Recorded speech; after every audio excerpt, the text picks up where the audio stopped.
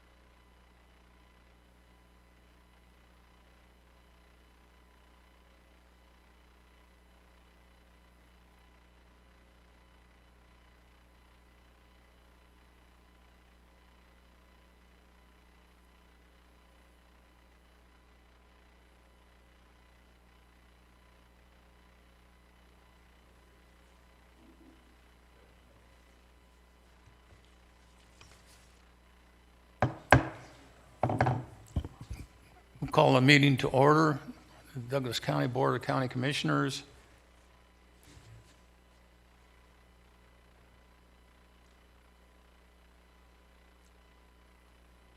We'll open with, it's September 16, 2020, 1 p.m. And we'll start with the Pledge of Allegiance, Patrick Cates.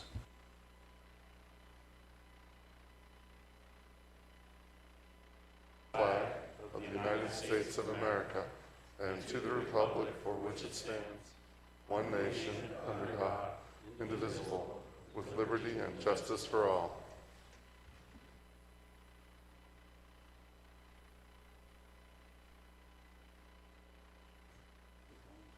Thank you, Mr. Cates.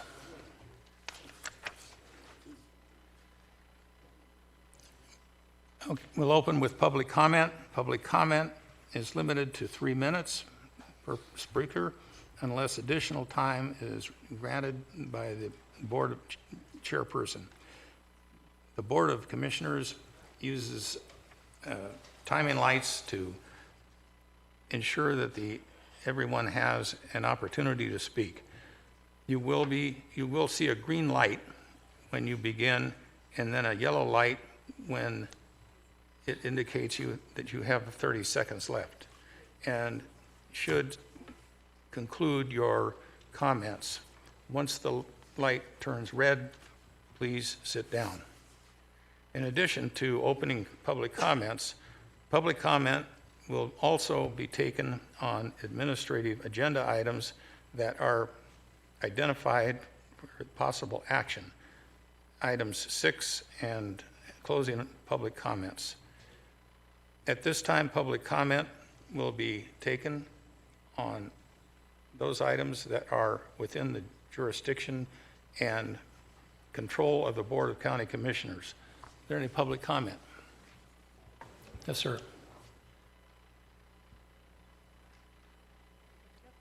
Okay. Lynn Muzzy. I want to thank Commissioners Tarkanian and Gardner for putting on the town hall meeting at Ham Dog's restaurant yesterday afternoon.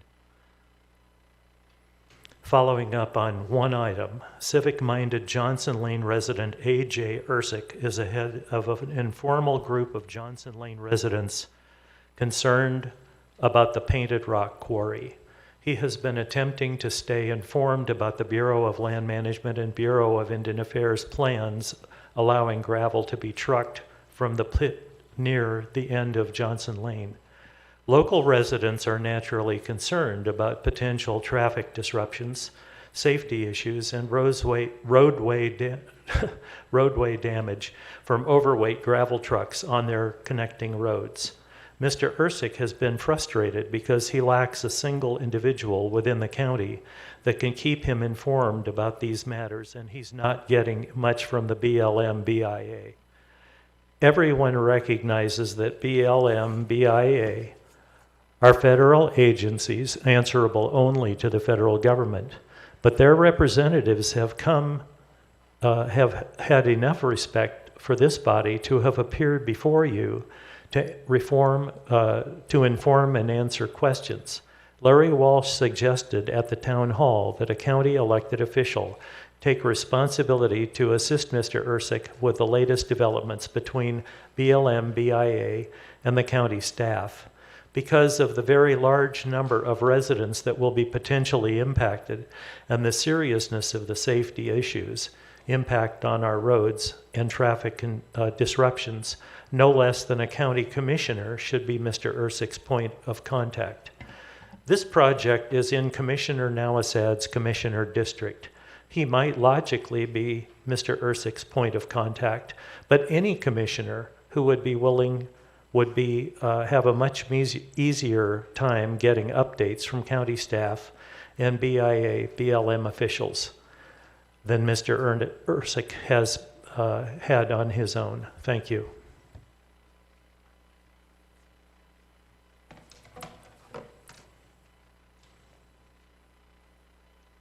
For the record, Lisa Granahan, Economic Vitality Manager. Good afternoon, Commissioners. I just want to let excuse the frog in my throat. But I just want to let the commission and the public know that we are in the process of updating our to the 28th, and I encourage businesses and residents to take a moment to fill it out and give us some input about potential new projects. Thanks so much for your time.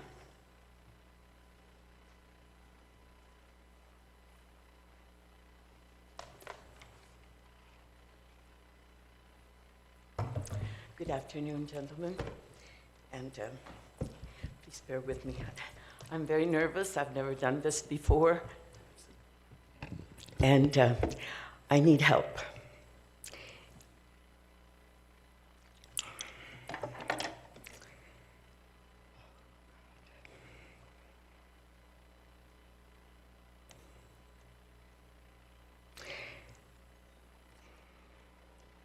So after going to the ER on August the 3rd, 2021, I ordered and paid for an independent inspection report to be done by Adaptive Environmental Consultants, which verified that black mold exists throughout 779 Wagon, Gardnerville, Nevada, with major infestation in the kitchen due to leaking spraying garbage disposer and leaking dishwasher.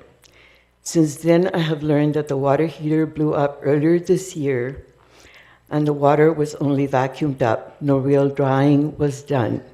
I also learned that the previous tenants had placed buckets throughout the house to collect rainwater due to a leaking roof.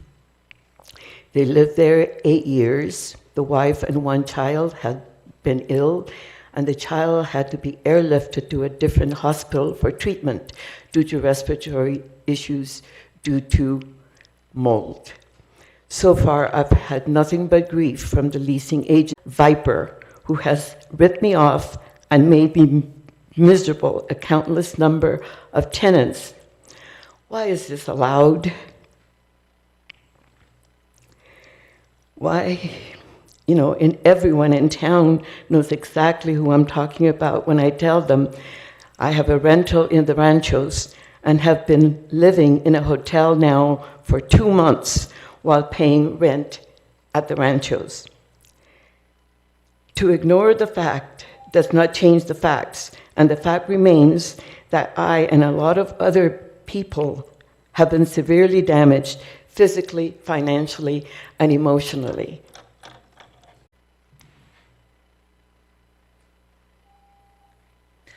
My name is Loretta Fagan, and I am here with regard to the vacation home rental permit. It might be too late. Looking at item 7 and 7, you know, people go to work, so I understand the concerns with having a permit and clean in between. He's been very responsible. So he had decided he was going to sell his property because now he wants to retire. His parents can't go up there anymore because they used to also take advantage of the property. They can't go there anymore. So he decided he wanted to sell. Well, our buyer decided to back out because they were not guaranteed they could get a permit. And that whole area, the majority of those places up there are vacation rentals. So they wouldn't buy it because of that. He even offered to stay on and manage the property for them, or he'd have to get a property management license, I understand that. But he wanted to make sure that it stayed the way he kept it, because he's worked very hard to build this business. So now he can't. And I guess just in the way I was reading, and I know it's a hard job you guys have, and I know that the permits got out of control, and I know that it's, you're trying to get it to where it's good and everybody is happy. And I understand that, and I would love to be able to help with that process, because as a resident, I also want to make sure we don't have wild parties in the middle of the night.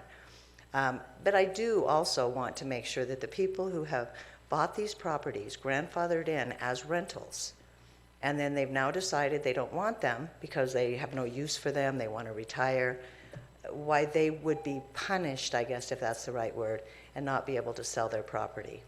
I think it should be looked at as to who's able to get a permit. If you've had complaints, your permit should be pulled. But if you are a good, responsible person who's really followed the rules, you should not be punished for that, if that's the right word. So I don't know if I can help in any way, if you have like a committee where I could do that. I would love to be a part of that. So is that, my time is up? Okay, thank you.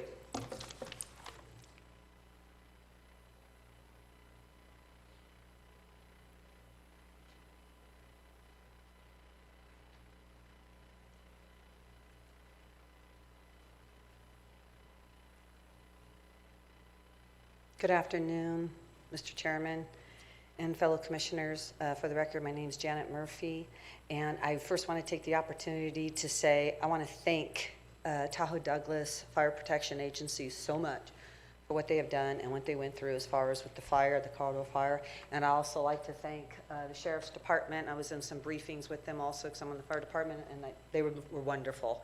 I just want to, my heart goes out to them, and I want to say thank you for that first. And then let's move on to, I'm not sure if I can talk on vacation rentals when that item comes up, but I wanted to move on to as far as the vacation rental. I know I had received this documentation, just to let you know, from the county. And as far as it gives for the purpose of residents for at least 6 months, it says here, to define resident, the member's principal residence within the relevant township and physically resides at the residence for at least 6 months during a calendar year. So I'm a little confused as far as what we are all considering what is a residence when it comes to vacation rentals. I just wanted to say this is from the county. I can give this to the record. This is the information that I got. Secondly, that I wanted to also point out is the fact that with 5,000 homes that are up there approximately at the township, and you have a 5-member board, when you have 2 people on the board that own vacation rentals, that's like 40% of the of the ratio. I think that it's a little slanted and imbalanced. I mean, they're barely 1%. This whole fire going on, there was people that were not evacuating because they didn't know any better. They didn't know because the owners didn't know, because they don't live around here. And it also had happened, there was one gentleman that had his family out on the deck when it was 400, the air quality, and they're having a barbecue, and they were being evacuated. So those are things that we have to consider because they can't be regulated and contained. So, and think about the Amendment 14, citizens' rights also. Look up Amendment 14. Would you want it in your backyard or next to you? Thank you. Complaint was unsubstantiated, which I told you last week about a building that was built, gave you all the information on it. I'd like to pass out some pictures I have here for the second one.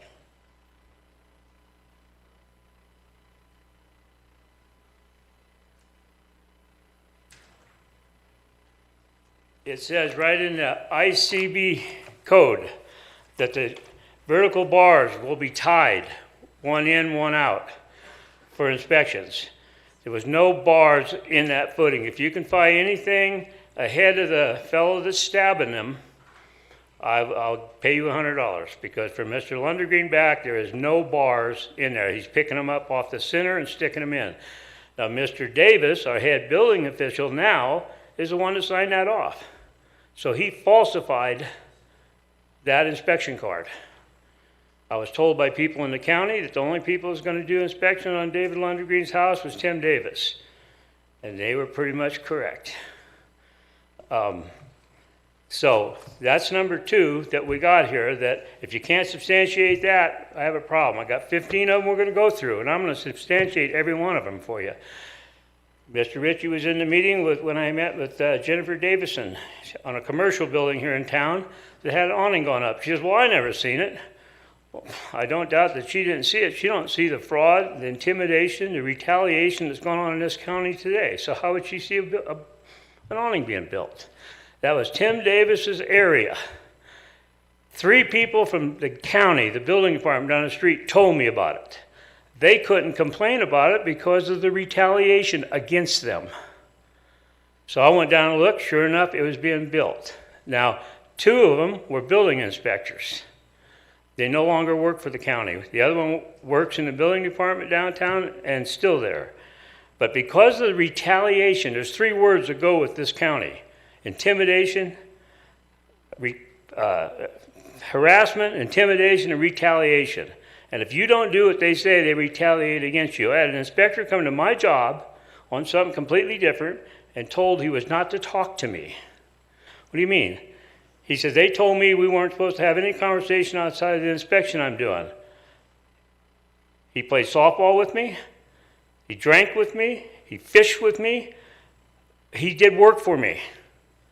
That employee was no longer with the county shortly after that. Tim Davis was involved in that. But Mr. Cates thinks that I'm looking for the advertisement now for the building official, but we'll go through the next one. I gave you 2 there.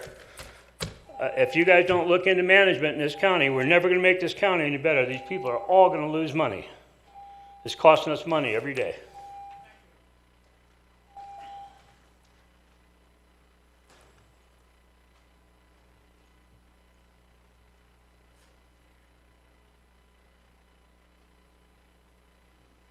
Good afternoon, everyone. Jen Nalder for the record. I'm with your Main Street Gardnerville program, and I just wanted to comment and thank Lisa Granahan with our economic development on all of the time and work and effort she put into her presentation that you're about to see. This will be probably the 3rd or 4th time I've seen it, and every time it really resonates, and I get another piece out of it that I probably didn't catch. Did I do that? Oh, sorry. That I probably didn't catch previously. I really appreciate the amount of effort that Douglas County is putting into making sure that our economic development and our inner core of businesses is thriving, especially now during a time when we're coming out of COVID. So hats off to Lisa. Thank you. I look forward to working further with Douglas County on the future projects that we have, and I hope that there are many. And if you guys ever need or want to talk about what we can do further as a Main Street program, then I am more than happy to have those conversations. Thank you.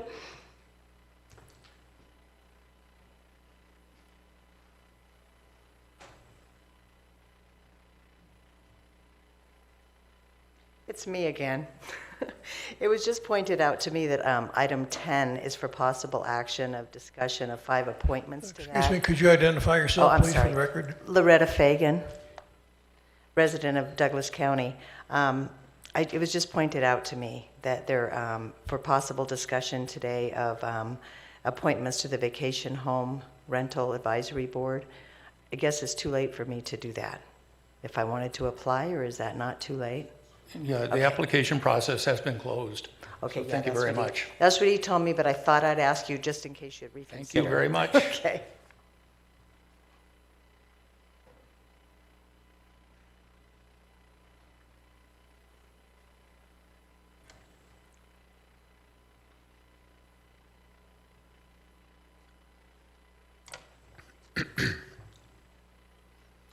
Jim Slade. I have read Commissioner Noasad's comments on water in today's agenda packet, and I certainly share some of his concerns about our water supply. The viability of our aquifers should be a concern to every resident. There have been clear signs that our aquifer is slowly being depleted. More wells have gone dry in recent years, particularly in Johnson Lane and Ruinstrath. This will be an increasing challenge due to climate change as shown by recent record drought, high temperatures, and fires. County Code 20.560 states as follows. 1, if capacity to provide an essential service or resource is reached, the board may stop residential growth for an interim period in all or a portion of the county. And 2, it indicates that a moratorium may be declared for any reason that concerns the capacity of an essential facility or resource, with water being our most vital resource. I believe, however, that it is premature to implement a moratorium at this time, as Mr. Noasad suggests. I think that the essential first step is to adopt the modifications to the building permit allocation system as presented to the board by staff at your July 1 meeting. Regarding the allocation system, the master plan has said, quote, it's a long quote, in addition to directing growth to the place where it is most appropriate and consistent with the land use element, the county should control the rate at which growth occurs. Uncontrolled growth makes it difficult for the county to keep up with expanded needs for roads, water, sewer, and other facilities. Unpredictable growth makes it difficult for the county to plan for the best use of its limited groundwater resources. In order to protect both the county's financial and natural resources, the county should adopt a building permit allocation system covering residential uses. The allocation system will allow for a predictable growth rate. This provides for an orderly basis on which to plan and fund infrastructure and protect our groundwater resource, unquote. The master plan envisioned a limited number of excess allocations to be used in any given year. The nearly 2,000 excess allocations at this point threaten to disrupt the purpose of the ordinance, to set a steady, sustainable growth rate so that the county can keep pace with services and infrastructure. In that regard, I would urge the board to limit the nearly 600 excess allocations in the project pool to no more than 60 a year, and likewise to limit the individual pool to no more than 100 per year. This would fulfill the letter and intent of the ordinance, would help prevent any sudden boom followed by an inevitable bust, and would give the county a better chance to keep pace with necessary services and infrastructure.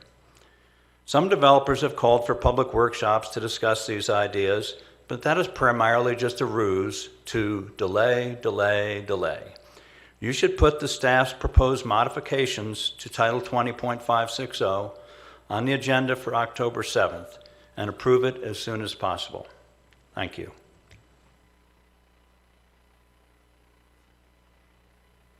Is there any further public comment from chambers? Seeing none. Anybody on Zoom? Thank you, Mr. Chair. Marcia Johnson for the record. If you would like to provide opening public comment, please raise your hand. I do have one hand that's raised right now. Michael, if you can please state your name for the record and we'll start your time. Hi, can you hear me okay? This is Michael Kaltoff. Yes. Yes. Hello, I'm a homeowner in Douglas County and also a vacation homeowner as well. We rent our place out, and in Douglas County, vacation home ownership creates between $25 and $100 million of economic impact to the Tahoe area each year. Commissioner Tarkanian, I was one of the final few voters who voted for you and who helped you win your seat as Douglas County Commissioner, as you know. And I also bought you lunch at Fox and Hound before you took your seat, where you told me you were in favor of vacation home renting in Douglas County. Why then have you worked overtime to create these new, unnecessary, and draconian VHR rules on homeowners who have never had a complaint or a problem? The 2021-1582 ordinance should be thrown out in its entirety and is not necessary. It is costing VHR homeowners hundreds of thousands of dollars since its implementation. Thank you.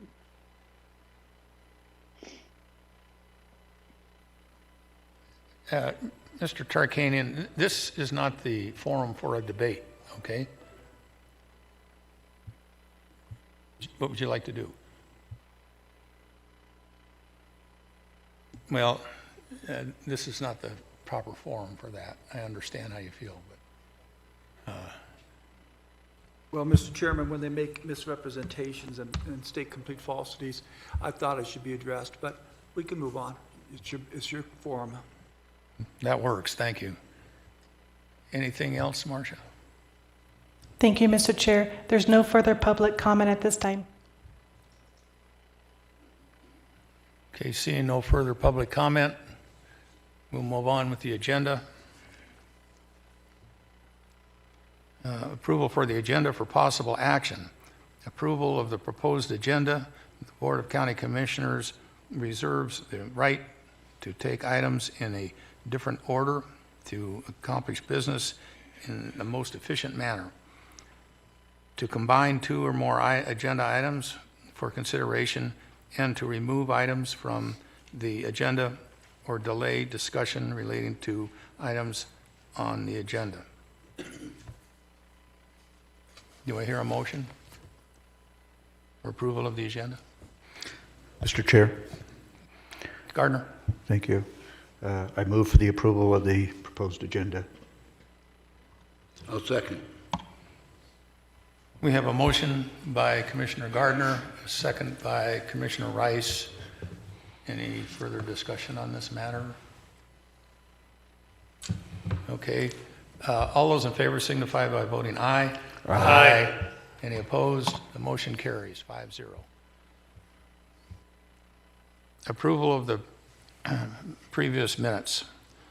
For possible action, discussion to approve the draft minutes of the July 22nd, 2021 emergency meeting and the August 5, 2021, and the August 19, 2021 regular meetings of the Board of County Commissioners. Do I hear a motion?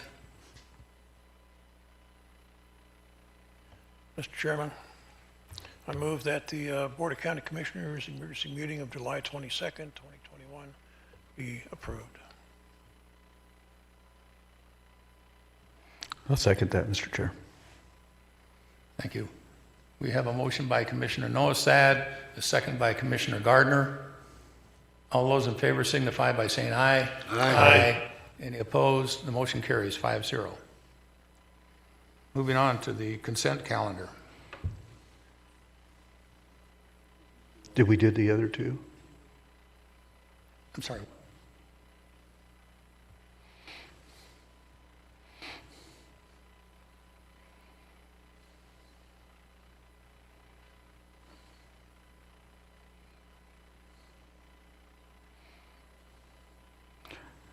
So, Mr. Chair, Commissioner Gardner?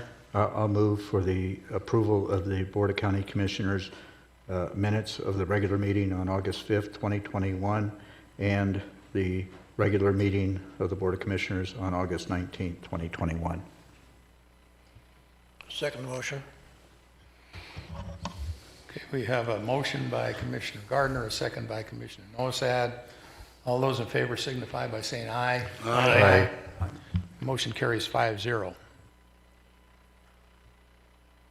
Moving on to the consent calendar.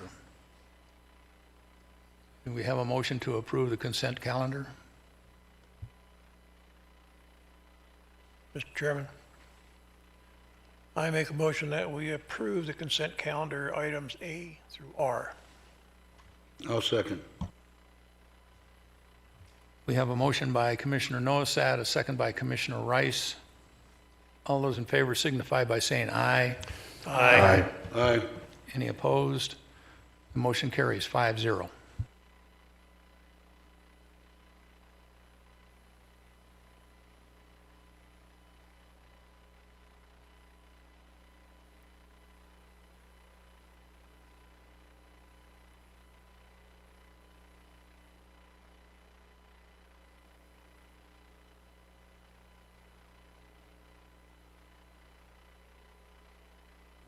We don't have anybody requesting a liquor license this meeting.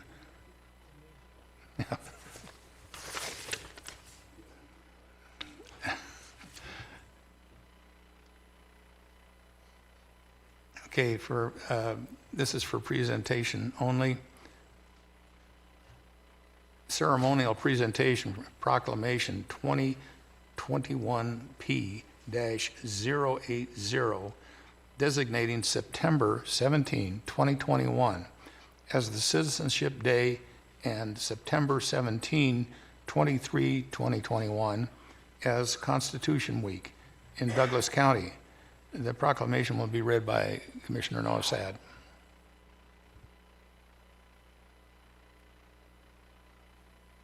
There we go.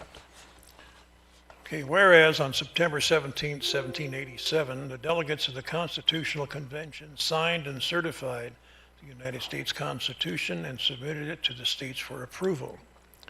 And whereas throughout America's history, in times of turmoil and peace, liberty and oppression, our faith in the Constitution's promise of freedom and democracy has been held steadfast, rock-solid national stability.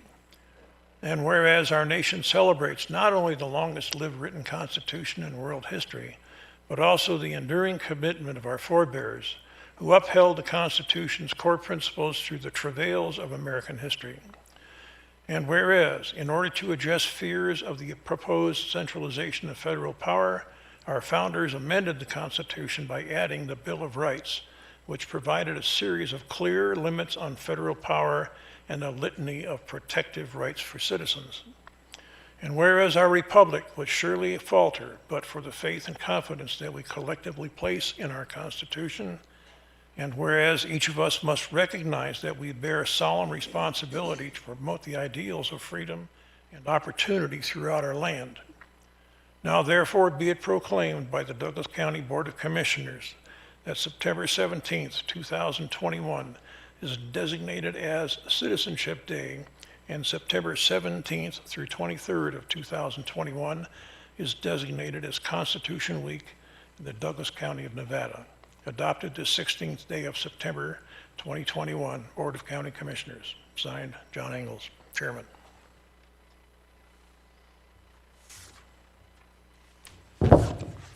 Thank you, Commissioner Noasad. Well said from a former military guy. Item number 2. Don't go away, Walt. For presentation only. Presentation from Vice Chair Walt Noasad. Oh, whoops, wait a minute. Hang on. Okay, there's public comment. I'm sorry. They would like to present the Constitution. Okay. First of all, I'd like to say thank you to the county commissioners. And the second thing is the Constitution. This celebration of the Constitution was written in 1787, was started by the Daughters of the American Revolution. In 1955, the Daughters of the American Revolution petitioned Congress to set aside September 17, 23rd annually to be dedicated to the observance of Constitution Week. The resolution was later adopted on August the 2nd, 1956 by President Dwight D. Eisenhower. The Constitution has endured the framework of our government for over 200 years. I want to thank you very much for the proclamation, and I also, my mom and I would like to present the Constitution of the United States and also the signers that signed it to be displayed here in the courthouse. From my mom, Greta DeHart, and myself, Diana Scott, part of the John C. Fremont chapter, National Society of Daughters of the American Revolution. Thank you very much again. Thank you very much. This is very nice.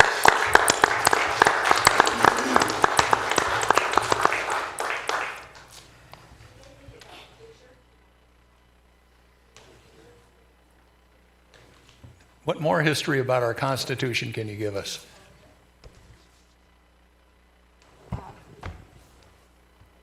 Just what I was saying to you, I mean, it's just very important. We also have a display at the Carson Valley Museum and Culture Center. I have also delivered the Frame Constitution to the Jacks Valley School, the Douglas County,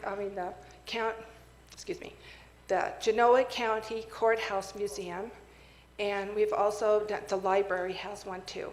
But it's very important that we know about the Constitution and everybody. I also have booklets in the front for people to read about the Constitution also. So we try to spread the word as much as possible. Thank you.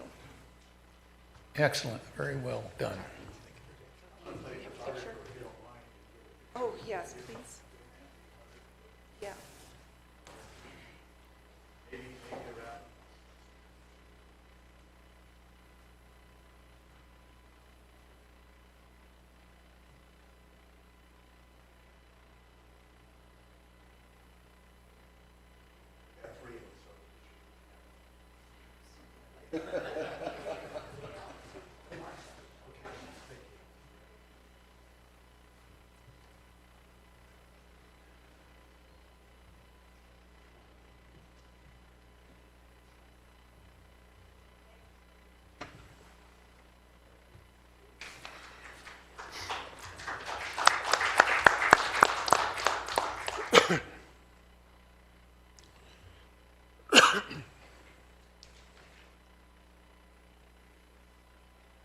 Item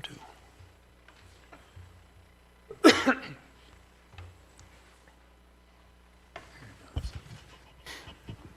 We are all the beneficiaries of those people who drafted that Constitution, and it has held up well.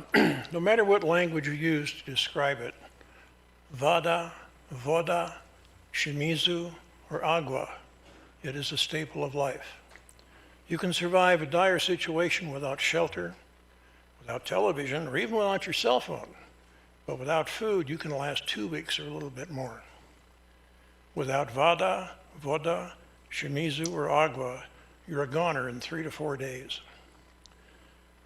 And your last rasping breath will most likely be the word you will utter is water, which is what sustains us on this water planet. The drought is affecting all of the western states and is described as severe.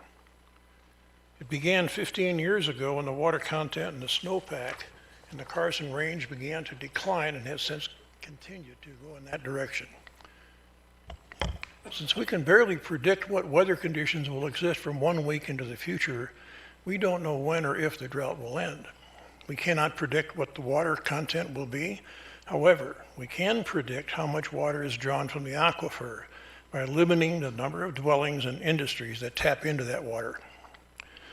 The numbers I'm about to relate to you are from one Carson Valley resident who takes the drought seriously and tracks his water usage.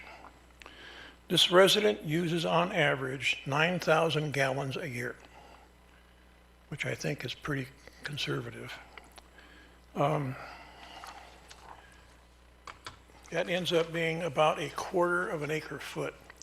That's nothing, but until you consider there are approximately 25,000 dwellings that consume around 6,250 acre feet per year, and that's if they're conservative. Now add in the 2,500 homes scheduled to be built by Park, the 4,000 homes on hold.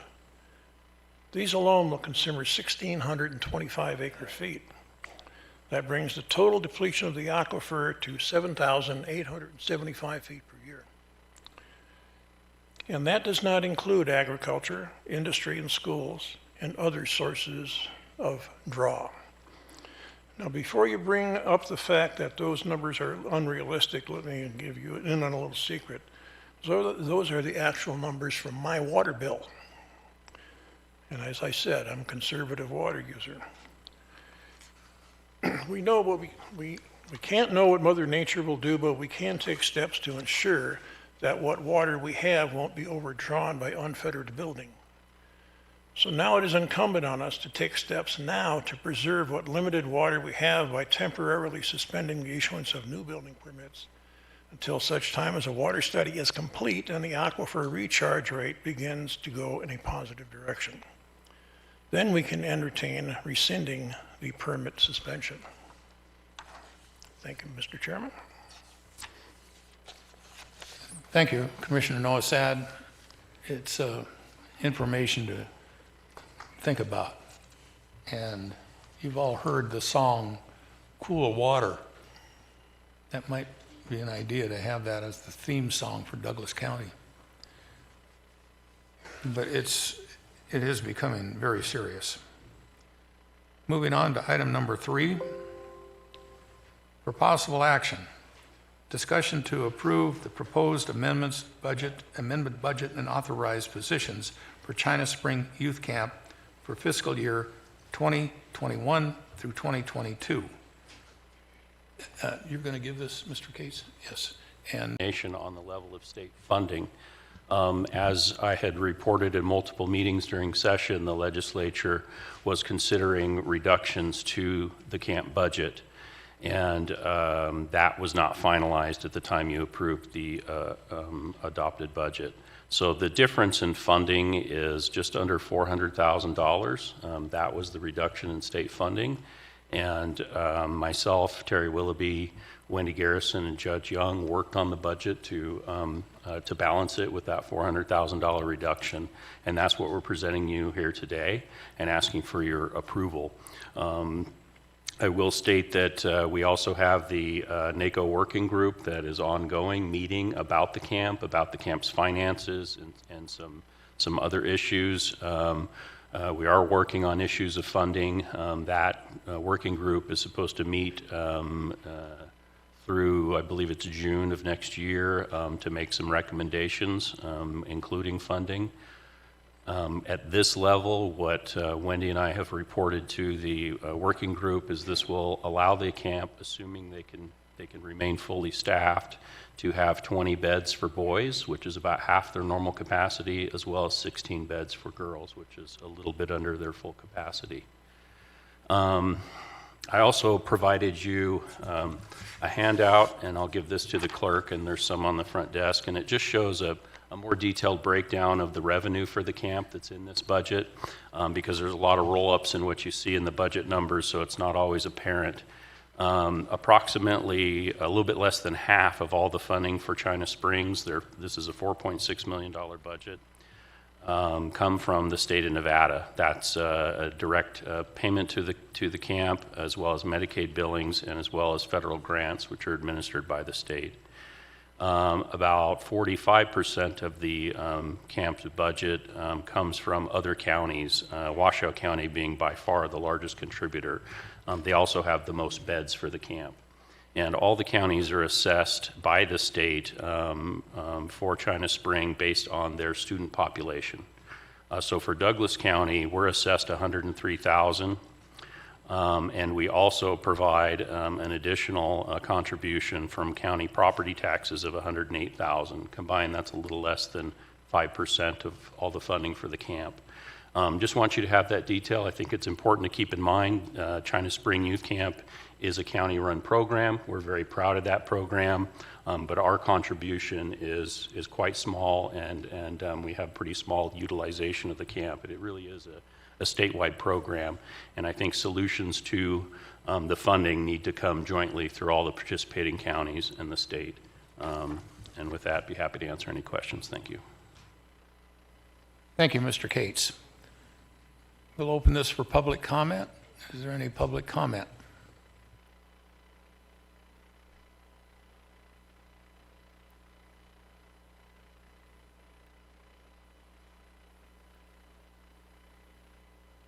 Seeing none from chambers, is there any comments on Zoom? Thank you, Mr. Chair. Marsha Johnson for the record. If you would like to provide public comment on item number 3, please raise your hand.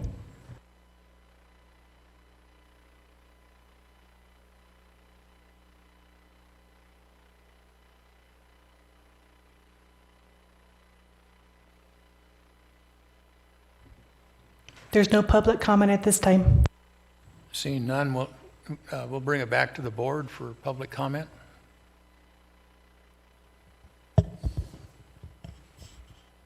Mr. Chair. Commissioner Gardner. Patrick, thank you for the report. I have several questions. The $1.298 million that we're getting from this program is getting from the state, is that what was funded in the most recent legislative act coming out of this most current legislature? Well, for the record, Patrick Cates, that's correct. Okay, and that is anticipated to shrink again over the next couple of years, is that right? That's correct. Next fiscal year, the reduction will double, so there'll be another approximately $400,000 reduction. Okay. As you know, being part of NACO, I was very happy to have you take over the role as being our representative on that working task force. And I know that you've been very involved with that program and with Judge Young in regards to trying to make this a sustainable program. I know that we had talked about the possible use of ARPA funds, not only by our county, but also other counties in filling that short gap of funding that the state. So at the rate of $221,000 that our county is contributing to that program, even if it were two, that's still $100,000 a year per bed. So that's a substantial amount of money out of our county. And when I look at this chart, and I really appreciate this chart, and as you know, I've been a big supporter of this program and looking for methods of filling that short gap. But when I look at this, and you said it's based on population, yet because of our county property taxes that we collect from our residents here, plus our allotment based on population of our county, it is substantially over the likes of Carson City, Elko County, Lyon County, and everybody but Washoe of the 16 counties, right? So I would hope maybe the working group would look at a more equitable distribution of those needs to operate that facility. So that's just a general comment, but just some things that this chart points out very clearly. Thank you. Yes, sir, if I may. Just to respond to that, yeah, that's county, so enrolled students, and not the total population of the county, just to clarify that for the record.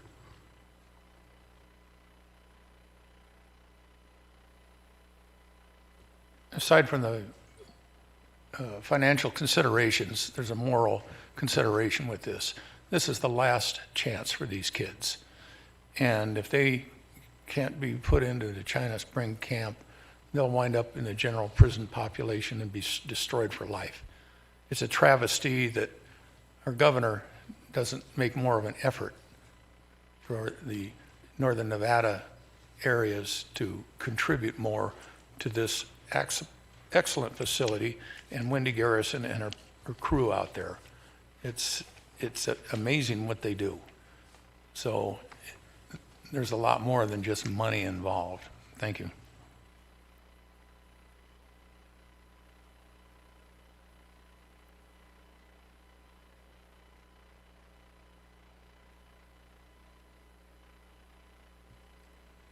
Okay, moving on. For presentation only. Presentation on the retail. Mr. Chair, I believe we were supposed to take action on that. Apologize. All right. We have a motion. Yes, Mr. Chair, I move to approve the proposed amended budget for an authorization position list for China Spring Youth Camp for fiscal year 2021-22 as presented. Thank you. I'll second. We have a motion by Commissioner Gardner, a second by Commissioner Rice. All those in favor signify by saying aye. Aye. Any opposed? The motion carries 5-0. Thank you.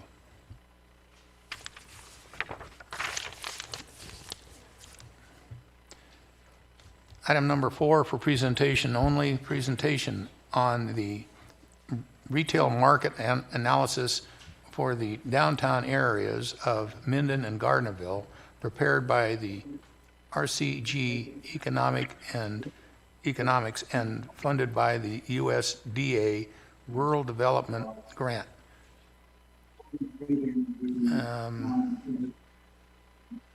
So, Mr. Renstroper, are you, who's presenting? Mr. Chairman, good afternoon, Mr. Chairman. John Restrepo here with RCG Economics. We'll be presenting along with our colleague, Professor Tom Harris, about UNR. But I think Lisa's going to kick it off, I believe. Thank you, John. Yes, for the record, Lisa Granahan, Economic Vitality Manager. I will give some background and introductory remarks. Apologies, I was just fumbling with the PowerPoint getting that up for you.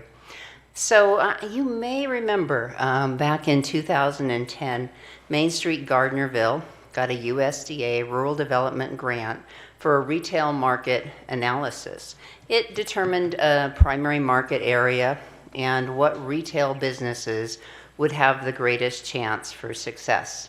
Now, 10 years has gone by, and Main Street Gardnerville has seen a net increase of 87 new businesses.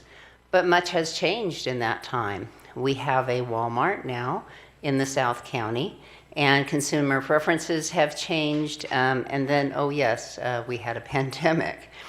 The need to update the retail market analysis for Minden and Gardnerville has been included in many plans. I won't list them all, they're up on the PowerPoint there, but I will mention that it is also in the implementation element of the Douglas County Master Plan.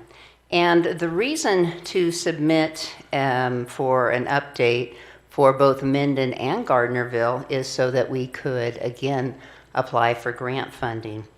In 2020, Douglas County was awarded another USDA Rural Development Grant. And I worked with a project team and the consultant team to do the work. And on our project team, we had a lot of great reps from the Carson Valley Chamber of Commerce, the Nevada Small Business Development Center, Main Street Gardnerville, both Jen Nalder, who's here, and Matt Bruback, the town managers, business representatives from Bentley Heritage, Minden Meat and Deli, and Bill Thomas from Especially for You. And I mentioned Bill by name because I think there's a great story that goes to how this type of study can be used. When that first study came out in 2010, he and his partner, Marcia, looked at it and saw that one of the largest gaps was for retail clothing. At the time, they just had a gift business there on Eddy Street in Gardnerville, and they expanded, adding a whole clothing line. Personally, I'm really glad that they did, because it makes my shopping easier. But now, 10 years later, with this updated plan, they are again very interested in where the gaps come out, and that will help them with the planning for where their business will go in the future. Anyway, we were able to get our consultant on board in spring of 2021, and that's John Restrepo, our principal with RCG. He spoke just a minute ago. Also beside me, Dr. Tom Harris with the University Center of Economic Development, the University of Reno. And the end product of this work is an analysis. There's a link to that in your packet. It's only about 118 pages, but it's pretty good stuff if you do take the time to read it, and recommendations, and then this PowerPoint, which is really high-level summary that lists the business sectors to target, as well as recommended actions that could be included in future potential implementation. And with that background, I will turn it over to John Restrepo. Thank you so much, Lisa. I appreciate it. And I think you covered it pretty well what the purpose of the study was. So what we're going to do now, in respect for everyone's time, because I know the commission is very busy today, that we will just skip to, I think, the next slide, Lisa. And what I'd like to do at this point as a kickoff, because it was really critical, the issue of demographics and size of market areas and geography and those sorts of things, is hand it over to Professor Harris to kind of go over our methodology and an explanation how we did these primary and secondary market areas from kind of just an access standpoint, road network standpoint, service area standpoint for the retail businesses in the Gardnerville and Minden. So Tom, if you can pick it up, then I'll back in when you're done. Did it? Okay. So next slide, slide 5, if you can, please. My name's Tom Harris. I'm a professor in economics at UNR and also state extension specialist in the College of Agriculture. What we tried to do is derive 2 markets here to look at the potentials for retail development. One is the primary market, and it largely captures people within 30 minutes driving between downtown Minden and Gardnerville, and there's really no close competition, but it is also people who are more likely to shop here than in other areas. Why are we doing primary and secondary markets is that we outline these areas so we can figure out the type of population, and John will get in that later, who live in this. 1,000 people in primary area here in Douglas County are completely different from 1,000 people in North Las Vegas. And so to properly target what people want and demand, that's what we're attaching here. That's why this became very important. We just didn't do this by ourselves. We worked with a lot of the people with Minden and Gardnerville. We came many times to define these primary areas and secondary areas. Go to the next one. The secondary area is a little longer and has some unique. It takes about an hour and a half to go, but they could choose to go purchase their goods and services here. Consumers outside the primary area, only some purchases that are in downtown Minden. I'll talk a little bit about that. And the SMA includes those most likely making purchases in downtown Gardnerville, but less due to driving. What we found with retail, it's the size of the retail supply, and it's a positive. It draws kind of a gravity model. It draws customers to it. But the negative is the distance, and the distance If you're longer distance, you're less likely to go to these areas. And so this is why we call this as a secondary market with some data to show where people reside. Go ahead. Now here's the primary market. The primary market, as you see, was one that we developed, the little shaded areas of Minden-Gardnerville. It goes up to Johnson Lane and even down further to Ranchos. Those are areas that are we designed. Now, why do we design these areas? It comes out of the Bureau of Census blocks. And census blocks gives us information as to the type of people, the demographics. Again, a place like this area is completely different from Esmeralda or North Las Vegas. And it gives us their purchases, what they're primarily purchasing. And so we kind of target these. Instead of just building something just to build it, we want to build something that targets the demographics and the needs of the people who are in this area. Go to the next one.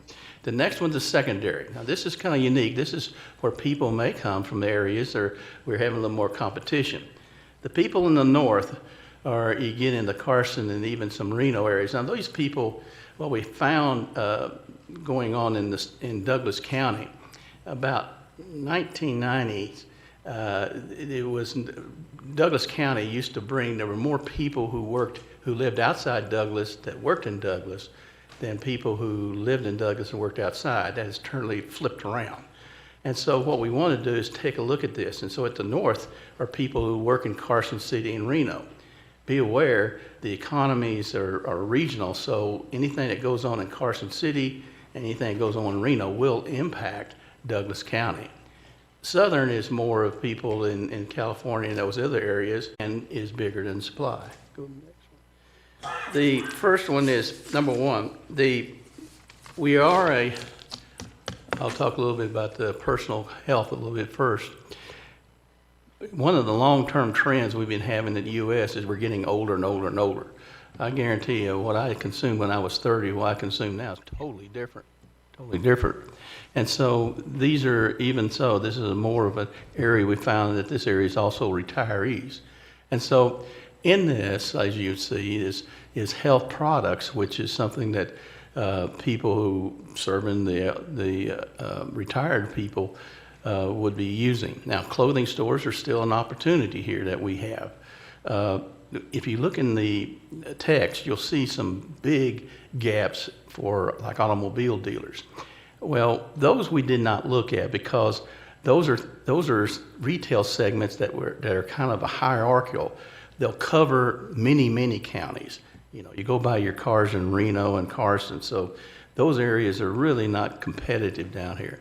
But down here is also these others that we call clothing, and it really deals with the miscellaneous, other specialty stores that people can look at the possibilities of opening these retails.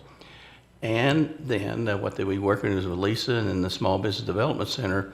If they look at their financial statements of development, they can show that there is a demand here and potential development. The second one. Again, the second one is, health and personal care. That is something that's just, I think, just because of demographics, we're getting older. And Nevada is a place where people retire.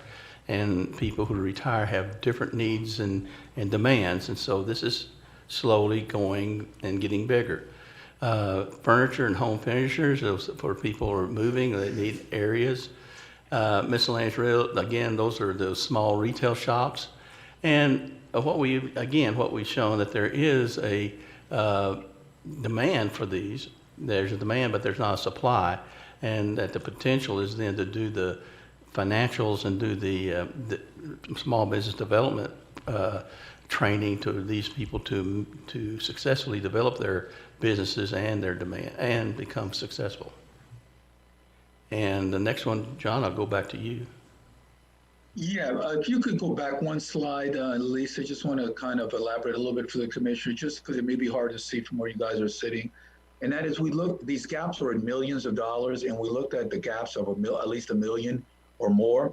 And so in the case of the healthcare products in the secondary trade area, that's that larger trade area, there's a gap of about $15 million a year of potential sales that could be captured within that area that are now going outside that study area. So I just wanted to give you guys a bit of context on how these what these gap dollar means. So they're pretty potentially pretty substantial. Okay, next slide, Lisa. All right, one more, Lisa. What Lisa asked us to do, and I'm going to go through this really, really quick because of time constraints, but what Lisa asked us to do when we started talking about these different gaps by store types, whether they're clothing stores or shoe stores or health product stores or whatever they may, bookstores is another one.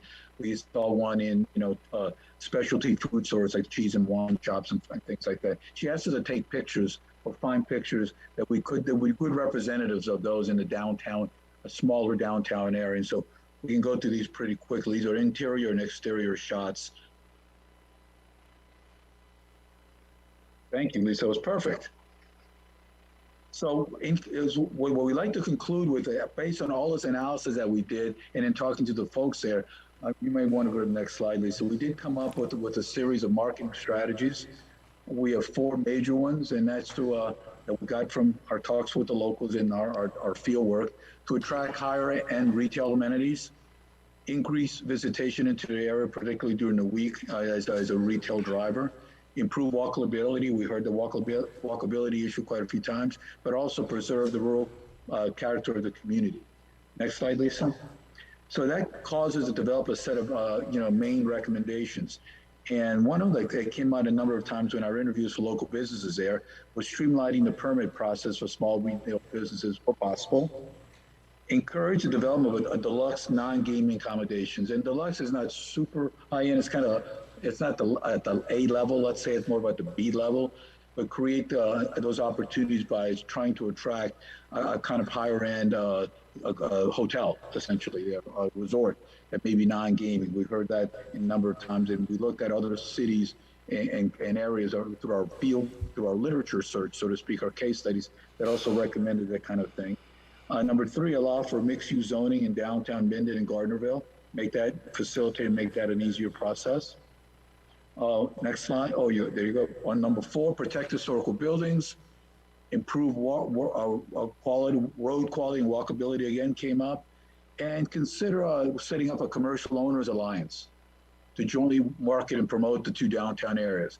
Not an HOA per se or business improvement. It's not one thing, but anyway, more of a cooperative coalition that can work together on whether it's using the internet, whether it's posting information online, whatever it be. It may have been more of a cooperative coalition type alliance, if you want to call it that, between Minden and Gardnerville to kind of increase the capacity under the theory that 1 + 1 = 3, so to speak. Next slide. So we also, as part of this, developed a series, I think maybe, can't remember right now, maybe 40 or 50 micro tactics that can be looked at that we're suggesting. They don't have to be adopted, but these day-to-day tactics on the ground kind of thing that could be done, like in this case, create a mending group like the Main Street Gardnerville District Vitality Committee. Both groups can meet quarterly with other entities like the Carson Valley Chamber, Carson Valley Visitors Authority, the Nevada Business Development Center, Economic Vitality Manager. Just have kind of a steering committee, so to speak, of these thought leaders in the realm of economic development and business attraction. Next slide. Develop potential recommendation solutions for common examples of challenges the downtown business face in the permitting process. We kept hearing these concerns, but some of the permitting processes are lengthy. They could be burdensome, could be costly. Maybe develop some kind of a group. Maybe that group that I mentioned earlier can talk to businesses and see if there's a common issue that they're seeing that's causing them concerns in terms of investing in the downtown area or expanding their businesses. Also, we heard we need to make sure we keep preservation at the top of the list. So enhanced preservation planning by Douglas County, by taking the lead in applying for certified local CLG grants and things that Lisa works on. This is a pretty critical thing in terms of some of the federal funding that's out there to help. Next slide. Here's one I came up with I thought was interesting. It's come up down here too, in downtown Vegas and downtown Henderson, for example. That is to develop an incentive program that supports small physical upgrades to the downtown area, including buildings like new or repaired signage, awnings, and window treatments and or paint. Another one that came up is quantify the number of individuals employed in the downtown area. There's not a clear understanding how many folks are actually employed there. The downtown may be one of the Carson Valley's biggest employment clusters. So that's something we should know in terms of how we plan. And also, too, work out with the Clark County's Community Development Department to offer resources to downtown area business to answer common development questions. This could be done with electronic documents, like obviously PDF documents and other things, on a section of the county's website that people can access to easily. Maybe facilitating them having to come down to the county, but can do it online and look what kind of resources are up there. And that's tied to the next one, Lisa, an online library. A revitalization resource that can be shared by businesses, the general community, and interested parties. There is so much data out there by think tanks, by other government agencies, by research organizations, by the private sector, on all these issues on downtown revitalization. So let's take advantage of those. We need to recreate the wheel with all the good work that's been produced over the years in many rural communities around the country. And the Economic Development Administration's got a lot of that information in their rural development program. So we thought that was a kind of an interesting, but relatively low cost and easy thing to do. The other things that came up, which I thought was interesting on more micro level, relative to specific real estate concerns, and that is the issue of identifying and seeking resources to assist property owners on ways to partition rentable space into smaller units if that space is larger than 1,000 square feet. We have found in our research and what the data seems to tell us in the case studies that a lot of startup businesses are intimidated retailers in trying to take on too much space. So if you can have a building that can be carved up into smaller little units to about 1,000 square feet as a way to be startups or incubators, let's call them retail incubators, that's a good way to encourage people to come start businesses that then they can grow into larger spaces. So looking at opportunities to provide that incubator, multi-tenant incubator space in a number of your buildings downtown would be very, very helpful. And with that, I'll end the conversation. But as you can see, there's a lot going on in Minden and Gardnerville. There's a lot of basic rate things that are happening. The question is, how do you take advantage of those currently in the context of how this economy is changing? And we know that the pandemic has brought an incredible amount of changes, but also too within the context of all the federal dollars and the state dollars that are going to be invested over the next couple of years on economic development and business attraction and business growth. And so with that, Commissioners, that's our presentation. Thank you. Lisa Granahan, I will just mention that this is just for presentation. There is no action required. We're presenting to you, we're echoing there. We're presenting to you today. We've also presented to Main Street Gardnerville and the town of Gardnerville.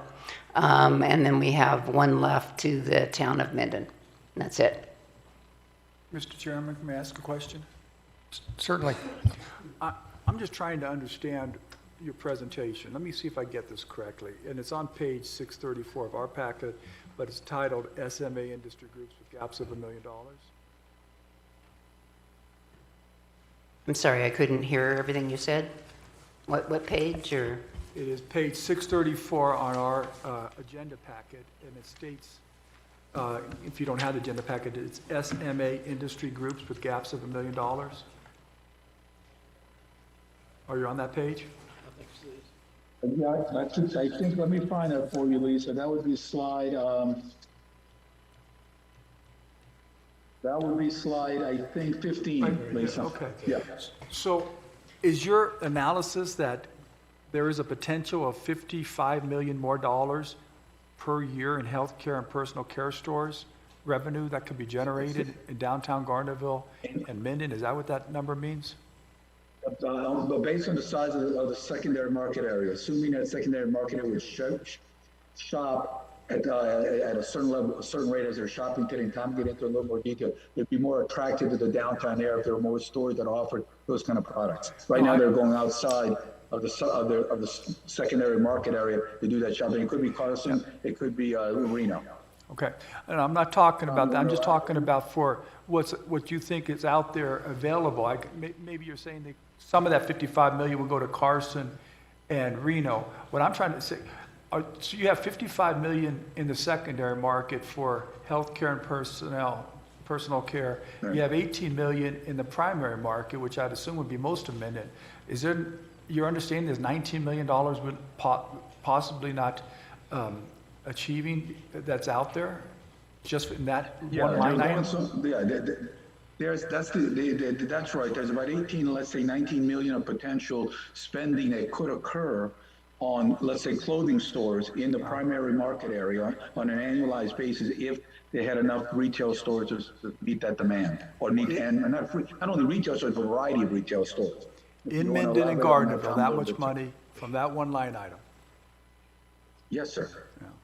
Okay, well, I've done my best to try to bring that alcohol beverages up to the 5.4 million, but it still seems like a lot of money. Oh, that's all mine. Mr. Chair, I had Commissioner Gardner. Yes, thank you. Thank you. Obviously, we have a tremendous desire, I believe I share that feeling with the rest of this board and with our retail businesses here in Douglas County, to keep that money here, to keep that business here. Not only does it, anytime you travel, and I've done a lot of travel in my life, it's wear and tear on the body, and it's wear and tear on the mind, it's wear and tear on the cars, and all the other issues. So we certainly want to keep that money here, and we want to keep those people here. When you talk about businesses that we need to build, okay, I'm not sure exactly how you're using that word build. Is that physical structures or just encouragement of building of that particular industry? I guess the word I would use is opportunity. I shouldn't say build. These are opportunities for retail. Whoop, what did I do? Go ahead, Tom. Okay. I would characterize this as opportunities.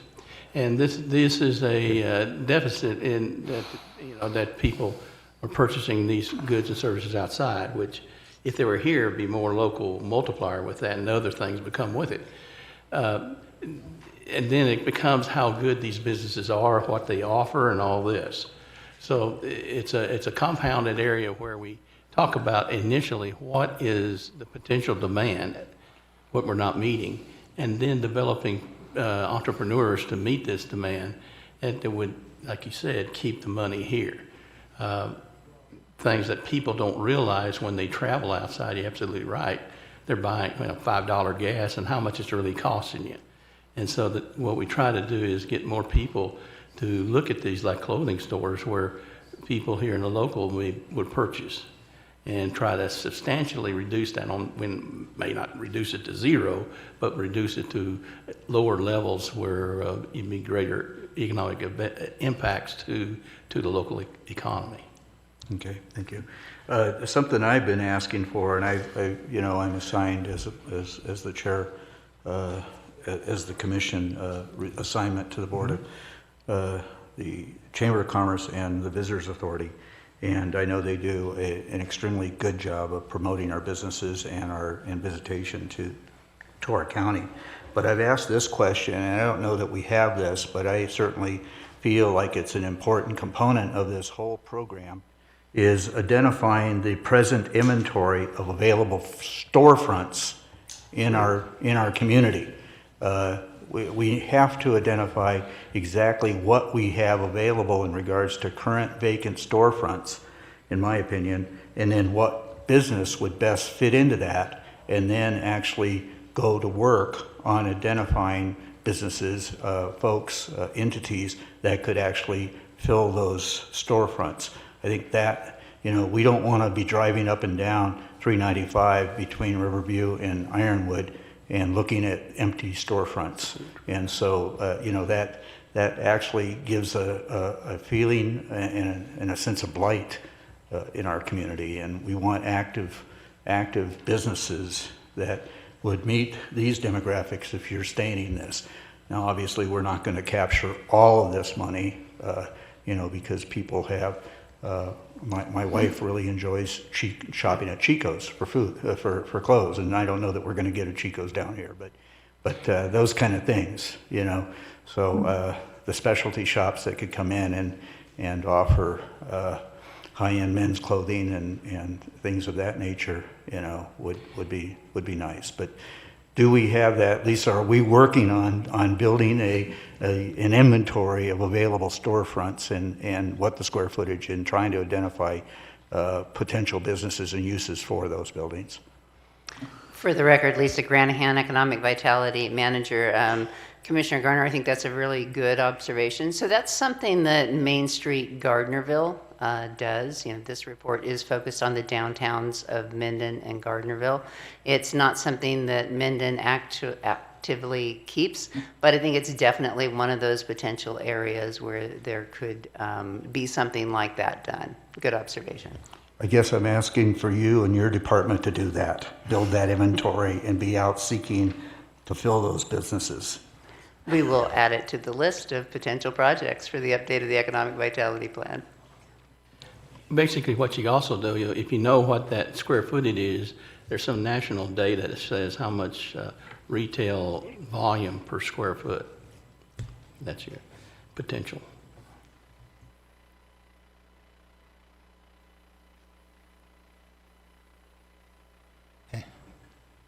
Well, this commissioner has always been of the persuasion to try to capture tourist dollars that come up 395 and blow right through Gardnerville and Minden, because it looks like just about anywhere in the Bay Area.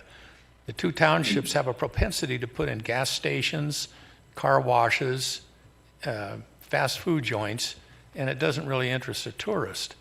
And if we were looking at something where we would organize and work together and build a theme community like Park City, Utah, Prescott, Arizona, something like that, that would catch their attention and make them stop and then take advantage of those dollars, because tourists are always looking for something to buy from the local area.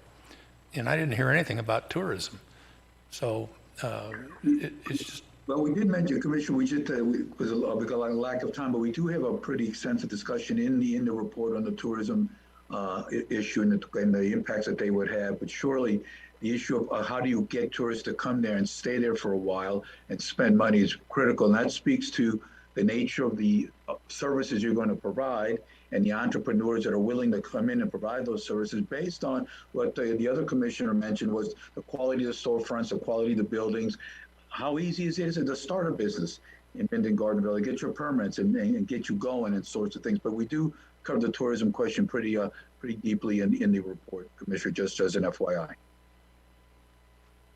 I understand what you're saying, but this requires some spirit of coordination between the townships in having some sort of a theme that would be recognized when people drive and come through this town. Right. That's why that coalition or alliance that we talked about earlier, Commissioner, may be a good stepping stone in terms of getting that group together to work on that common theme, even maybe a common website and a variety of other things that you could do to get that message out. I would say that the pandemic stopped any kind of great tourism growth you could have from the distillery here, because that happened. That's going to be something that's going to bring people in, what I've seen. But that happened right when they opened and the pandemic hit. There's a lot of things that are opening up when the pandemic ends, and something like that I think will become something of a tourism attraction.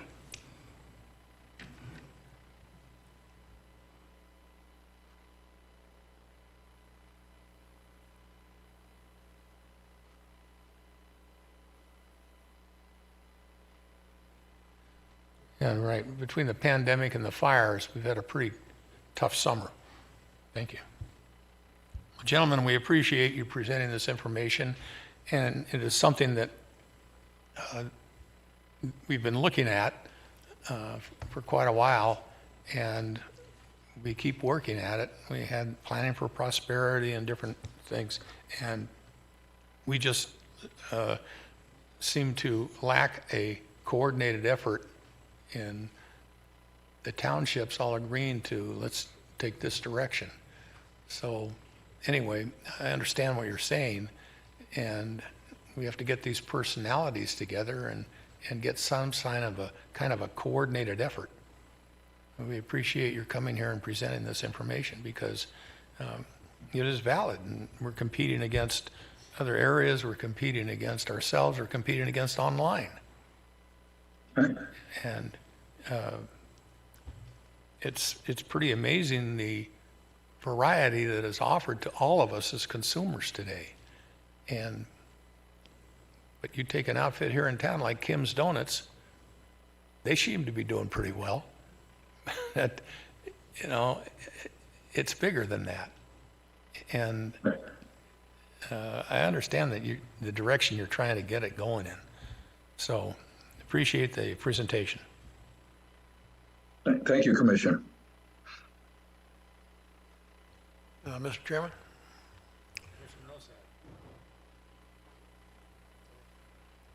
Is it appropriate to take a brief session, recess here? It is. It is 2:32. Can we be back here at 10 minutes before 3 o'clock? Recording stopped.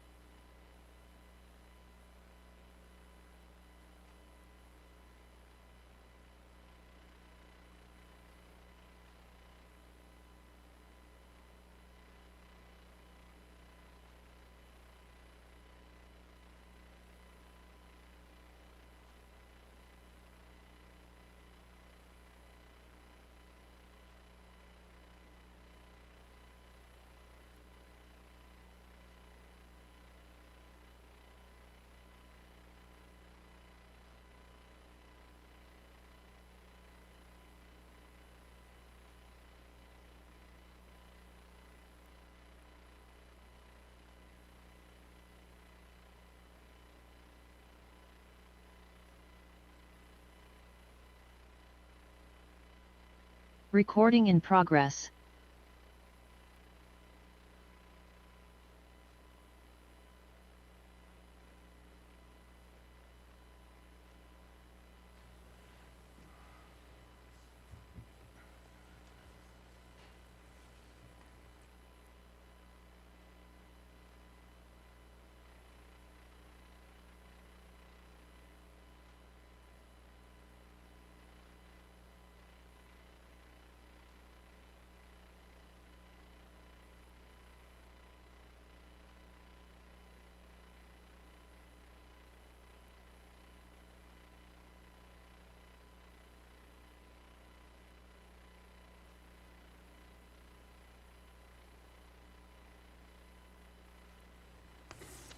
Okay, we'll reconvene and with item number 5 on the agenda for possible action. Discussion to approve the Douglas County Plan for provisions of indigent defense services. Commissioner or Manager Cates, you have the floor. Thank you, Mr. Chairman. So this Douglas County Plan for the provision of indigent services or indigent defense services is being required by the state of Nevada. Back in July, the director of the Nevada Department of Indigent Defense Services came before this board and gave you a presentation on their mission and some of their requirements. The department was formed by the 2019 legislature. And it was established to address the Supreme Court ruling in Davis versus Nevada regarding the provision of indigent defense services in rural counties. The intent is to ensure equality before the law for all persons, and that indigent defense services are free from political and undue budgetary influence. So in essence, the regulations that were promulgated by the Department of Indigent Defense earlier this year require these plans of counties. And the main focus is to take the supervision of indigent defense attorneys from the courts and place them elsewhere in the county, in this case under the county manager's office. And there has to be an independent person that in the plan is referred to as the coordinator that would manage those indigent defense attorneys, would assign cases to them, provide reporting to the state, et cetera, and work with the courts in order to provide that independence that's intended in the law. This plan is, I would call this the initial plan. It was originally due to the Department of Indigent Defense Services on September 3rd. However, because we canceled the meeting on September 2nd, I've been in contact with the Department of Indigent Defense Services, and they were fine with waiting until after this meeting in order to receive that plan. I do believe that as we roll this out and implement this, that there will likely be changes to this plan, so we'll probably encounter some things we hadn't anticipated, need to clarify some things, and we may have revisions in the future for this board to consider. Now, there are some fiscal impacts related to this plan. We will have to have a program coordinator. I do anticipate being back at the next board meeting to enter into a contract with an attorney to serve as that program coordinator. We will also, at the next commission meeting, have a budget established for this program separate from the courts. Most of the expenses of this program are already budgeted in the court's budget, so we'll be moving that out. That is the indigent defense contract attorneys. That's almost $1 million already budgeted. The plan also calls for $100,000 to be set aside for extraordinary expenses that the attorneys may require for their cases. That's a variety of things. Expert witnesses would be an example of that. As well as the cost for the program coordinator. Now, as part of the legislation in the last session, there is a fund set aside at the state to reimburse counties for the increased cost. And the way this is supposed to work is we have a baseline expenditure based on a couple of prior years' averages. That's about $875,000. Anything we spend on this program above that is supposed to be reimbursed by the state. They've set aside funding. The department can go to the Interim Finance Committee of the legislature to get that funding, and we've already provided information to them about what our estimates are for what this will cost. And with that, I'm happy to answer any questions. Thank you.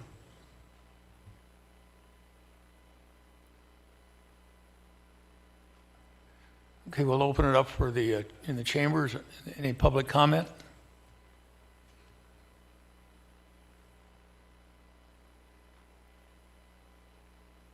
Seeing none, any Zoom public comment? Thank you, Mr. Chair. Marsha Johnson for the record. If you would like to provide public comment on item number 5, please raise your hand. I do have one caller I'll check with. Caller, do you have public comment on item number 5?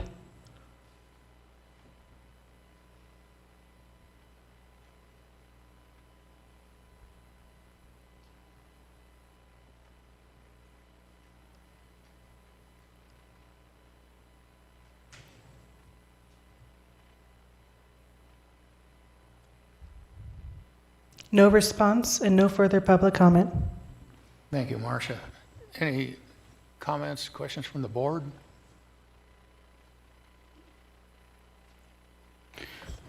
Mr. Chair, just a quick question. Commissioner Gardner? Patrick, the appointed, there's the position of there's a coordinator, and then also the coordinator is going to then, the coordinator itself will not be serving as counsel, is that correct? Or could the coordinator serve as counsel as well? For the record, Patrick Cates, they would be prohibited from serving as counsel. They need to be independent. There is a provision in there for the initial arraignment hearing that they could represent that person just for that initial hearing if they were not able to get an attorney available for that. Other than that, they can't represent anyone.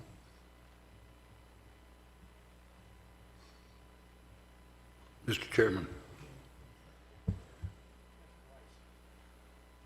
As I read this, it looks like that instead of the usual non-funded mandate, this is a partially funded mandate. For the record, Patrick Cates, that is correct. And I'll tell you, I did not think that was going to happen. I had my doubts going through session whether they'd even be able to implement this. And it was a last-minute bill in the legislature that funded this. So, yeah. I won't show any shock or anything. Thank you. Mr. Cates, what would be considered a criteria for an indigent to receive these services? For the record, Patrick Cates, I don't know the exact criteria, but there is a means test that they do when people are arrested. I don't know what the criteria is, but it's, you know, it has to do with poverty level and income and that sort of thing. I don't know the exact amounts, though. I just wish the legislature would worry a little bit more about China Spring, but that's another issue. Okay, this is an action item. Do I hear a motion? Mr. Chairman, I move we approve the Douglas County Plan for the provision of indigent defense services as presented. Second. We have a motion by Commissioner Rice, a second by Commissioner Noasad. All those in favor signify by saying aye. Aye. Any opposed? The motion carries 5-0. Thank you.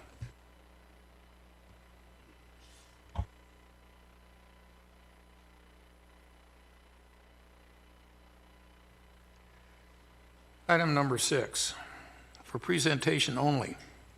Discussion of the introduction of ordinance 2021-1587, an ordinance amending Title 20, Chapter 20.600, golf courses,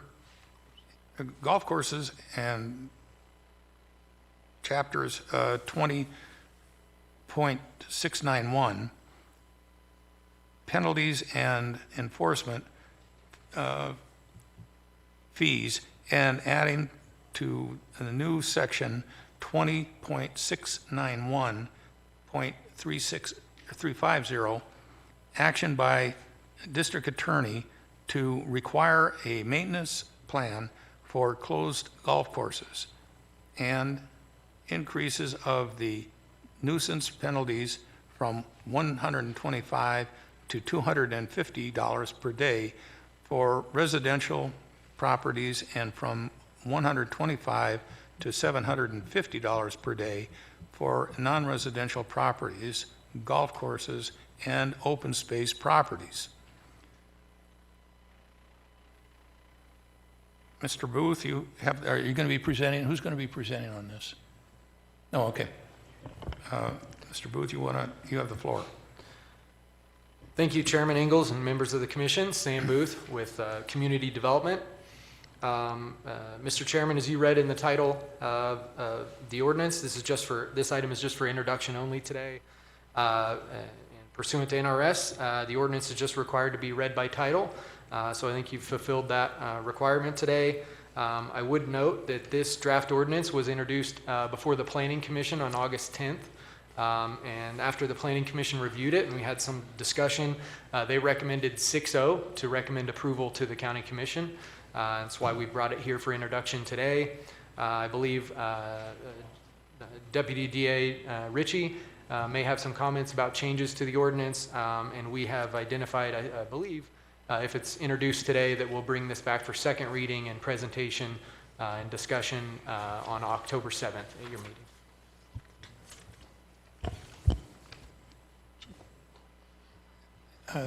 DA Ritchie. Thank you, Chairman. Doug Ritchie with the Douglas County District Attorney's Office. I just wanted to note that as Sam Booth indicated, the Planning Commission voted 6-0 in favor of bringing this forward to the Board of County Commissioners on August 10th. There were some feedback from the public and from the Planning Commissioners. There is a typo on the ordinance that was presented. 20.600.030. That's a new section, so it should be all italicized and underlined. I think the one in the packet, only part of it was, but that whole section is new. And if you look at the existing county code, you can see that's new language. Also for 20.600.030C, the word all should be included in C and subsection 1 regarding any golf course which ceases all commercial operations for a period of 30 days or longer. And then it goes on.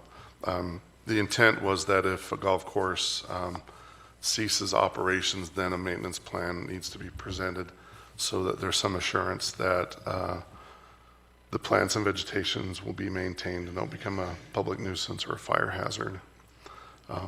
Also in the summary, there's a reference to a third-party landscaping maintenance company. That was recommended to be taken out, and so that should be taken out of the summary as well. It's not in the body of the ordinance. But again, this is for presentation. The typographical errors will be corrected when it's published in the newspaper, as well as when it comes back for actual hearing and possible adoption.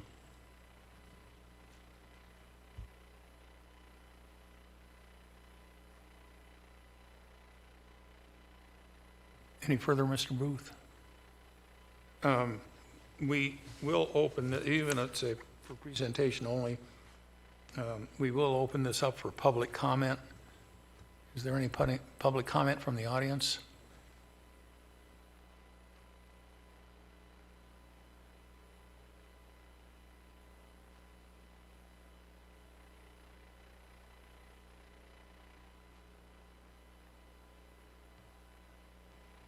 Mr. Chairman, Jim Hartman for the record.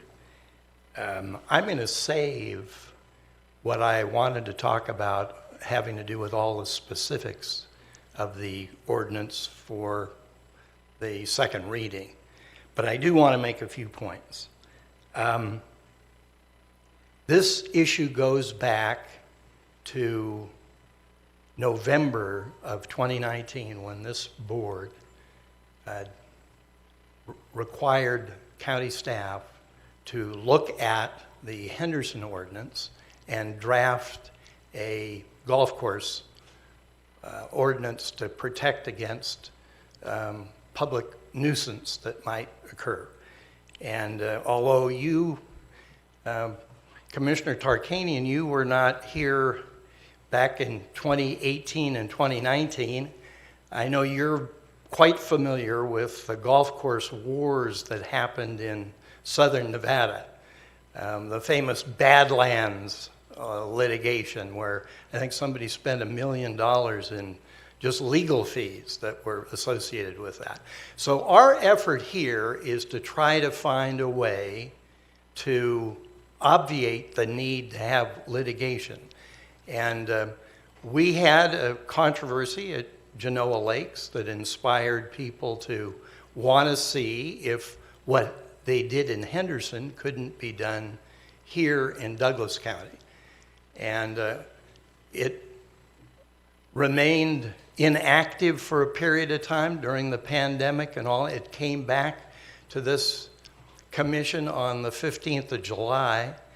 And I'll give credit to our district attorney representative, Mr. Ritchie, for, I think, drafting something better than actually Henderson has in terms of getting rid of some of the bureaucracy and need to go back to the city council for.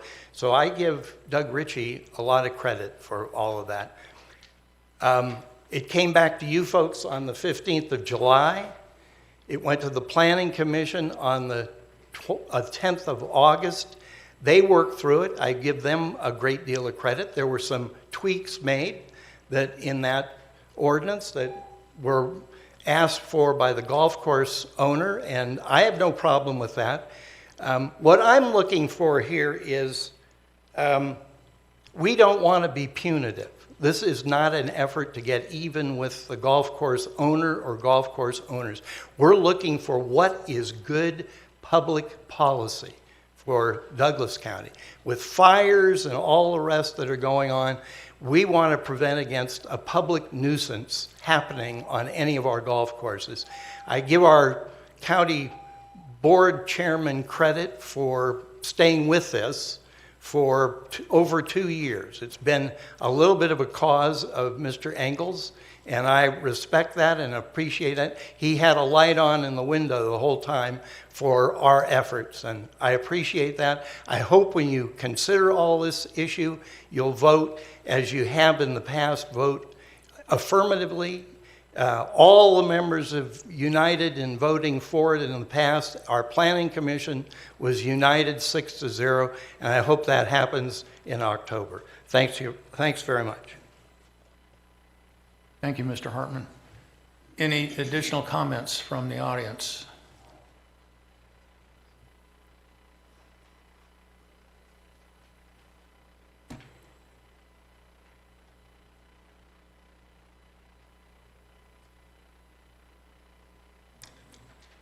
Good afternoon. My name's Fred Gartrell. I'm the managing partner of Genoa Golf Group 4, which owns the property at Genoa Lakes and the Genoa Ranch Course, which is about 4 miles to the north of Genoa Lakes. We have been involved in this process and heard all of the war stories and all of the exaggerations made for the last three and a half years. We've been involved and studied and talked to the various legal components in Las Vegas, in Henderson, relative to the Henderson ordinance. We've been involved with the state of Nevada in an attempt to put together an ordinance that cover everyone, all the golf courses in the state. I want to keep this brief. I do believe this ordinance 1587 is unnecessary. I also believe it's unfair and it's unconstitutional to pick out the golf course operations, 5 of them in Douglas County, and to put them all under a different microscope and put them under a different set of rules than everyone else in the county, I believe, again, is unnecessary, unfair, and unconstitutional. You have on your books a number of different items that we live with, different ordinances that you have in the county. We additionally have to deal with a homeowners association and the rules that have been established there. We don't believe this is necessary, and we don't believe it's fair. And we also feel very strongly that it's unconstitutional. Thank you for your time. We look forward to meeting with you again in October, and we will be well represented at that time. Thank you. Thank you, sir. Any other comments from the audience? Marcia, any Zoom comments? Thank you, Mr. Chair. Marcia Johnson for the record.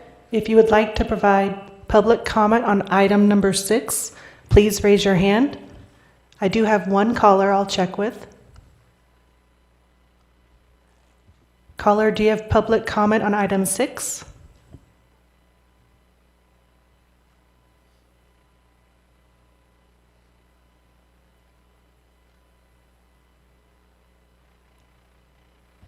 No response and no public comment at this time. Thank you, Marcia. We'll bring it back to the board for any comment or questions.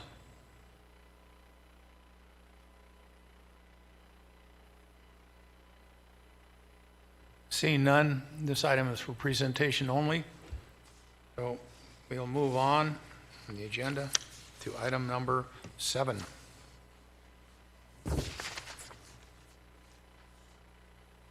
This is an action item and will be open later on for public comment.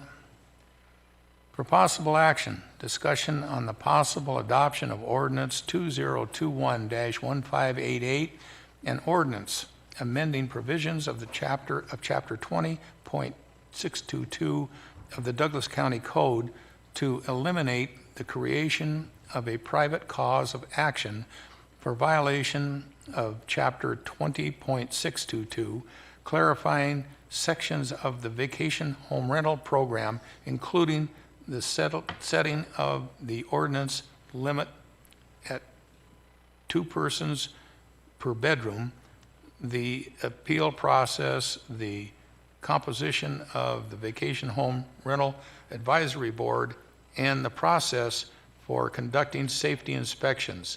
This is the second reading. Ms. Davidson, you have the floor. Thank you, Mr. Chairman. With your permission, I'll defer my time to Assistant Chief Deputy District Attorney Doug Ritchie. Thank you, Chairman. With your permission, Doug Ritchie with the Douglas County District Attorney's Office. I appreciate this opportunity to have this public hearing, to have this discussion with the board and members of the public. On June 3rd, 2021, the board adopted amendments to the county's vacation home rental, short-term rental ordinance, also known as VHRs. As the board and the public is well aware, this was the culmination of years of hearings and public feedback based on recommendations from various groups, including the great work by the VHR advisory group. However, it was clear from public comment and the comments of the county commissioners that there were a number of remaining questions and further policy issues to consider.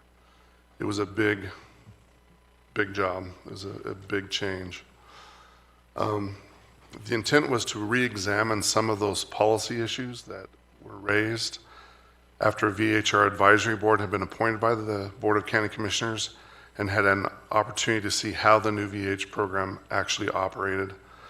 I believe the original intent was to have the VHR advisory board come back with a report and recommendations to the county commissioners within 6 months to a year to see how things were actually working out. Because of some of the public's concerns related to the changes to the county's VHR ordinance, a group of citizens filed a lawsuit in federal court expressing some of their concerns.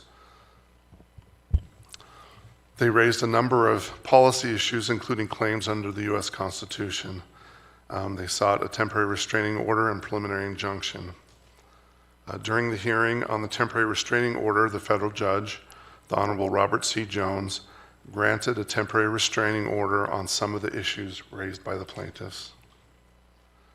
After hearing of the concerns by these citizens and the questions raised by Judge Jones, Douglas County is considering amendments to the VHR ordinance to address the constitutional issues that have been raised.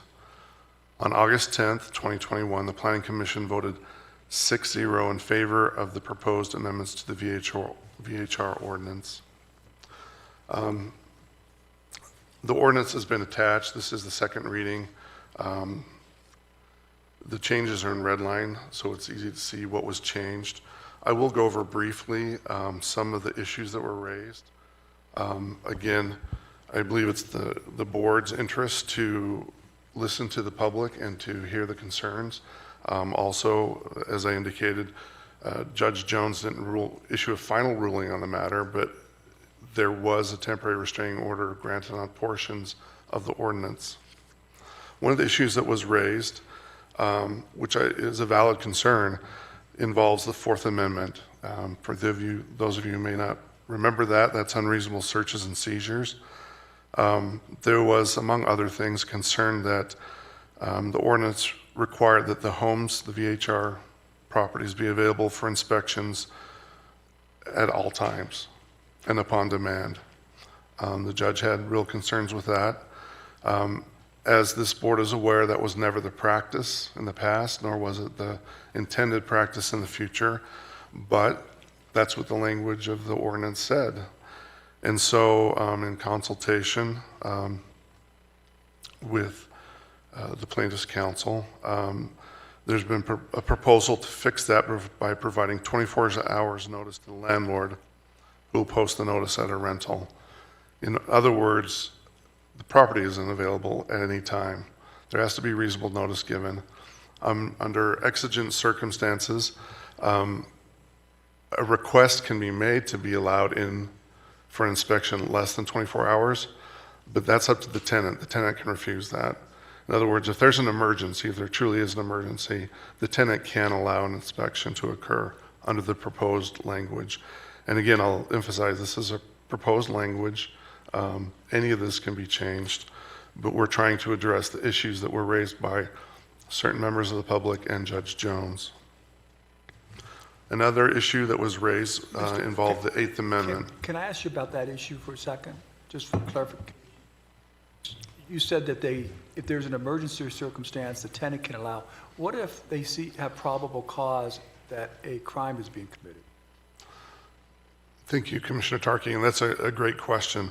This involves inspections, life safety inspections by code enforcement, building official, fire marshal. Law enforcement, post-certified people do not do these inspections. If there's an issue regarding law enforcement, that's a completely separate issue, and a warrant would have to be issued by a judge, just like any other criminal matter. There's to request that the judge issue a warrant, a search warrant. But under exigent circumstances, law enforcement could enter the presence. That's right, related to this ordinance. So, Mike, can you? So That's right, but they're the one who's being subject to put it more bluntly, if somebody goes in for inspection, there's a big pile of illicit substances. They're the ones that are going to have problems with that. Okay. I was just asking for clarification, so thank you. Another issue that was raised, which was a valid concern, it was the Eighth Amendment claim regarding basically excessive fines. Our advisory board, and the fine can be modified. It could be reduced. As the board is aware, the board has already heard a fine and reduced it based on the unique facts and circumstances of that case. Although I argued to the court that the board always has the inherent authority to modify fines based on facts, the language was clear that that's what the fine was, $20,000. So that's been amended to make it clear that it's, again, based on the facts and circumstances, and that the fine can be modified based on, the circumstances of that particular violation. Another claim that was raised was the 14th Going Amendment. back to that, though, Mr. Ritchie, is we expect these appeals to go through our advisory board, right? So they are ultimately going to be, we're going to give them the opportunity to do that. Is that right? And then if the person that is in violation still has the opportunity to appeal to this board as well after that determination is made. Is that right? Yes, Commissioner Gardner, that's an excellent point. Once the process that's been envisioned is that the VHR advisory board will hear these appeals. If someone is still unsatisfied with that, they can appeal to the Board of County Commissioners. And if they're still unsatisfied with that, they can file a petition for judicial review here in the Ninth District Court here in Douglas County. So before Judge Young or Judge Gregory. So there's, the intent again is to provide a mechanism so that we want to encourage compliance with the rules, but give every opportunity to someone who believes they were unfairly fined or treated to have a chance to tell their side of the story.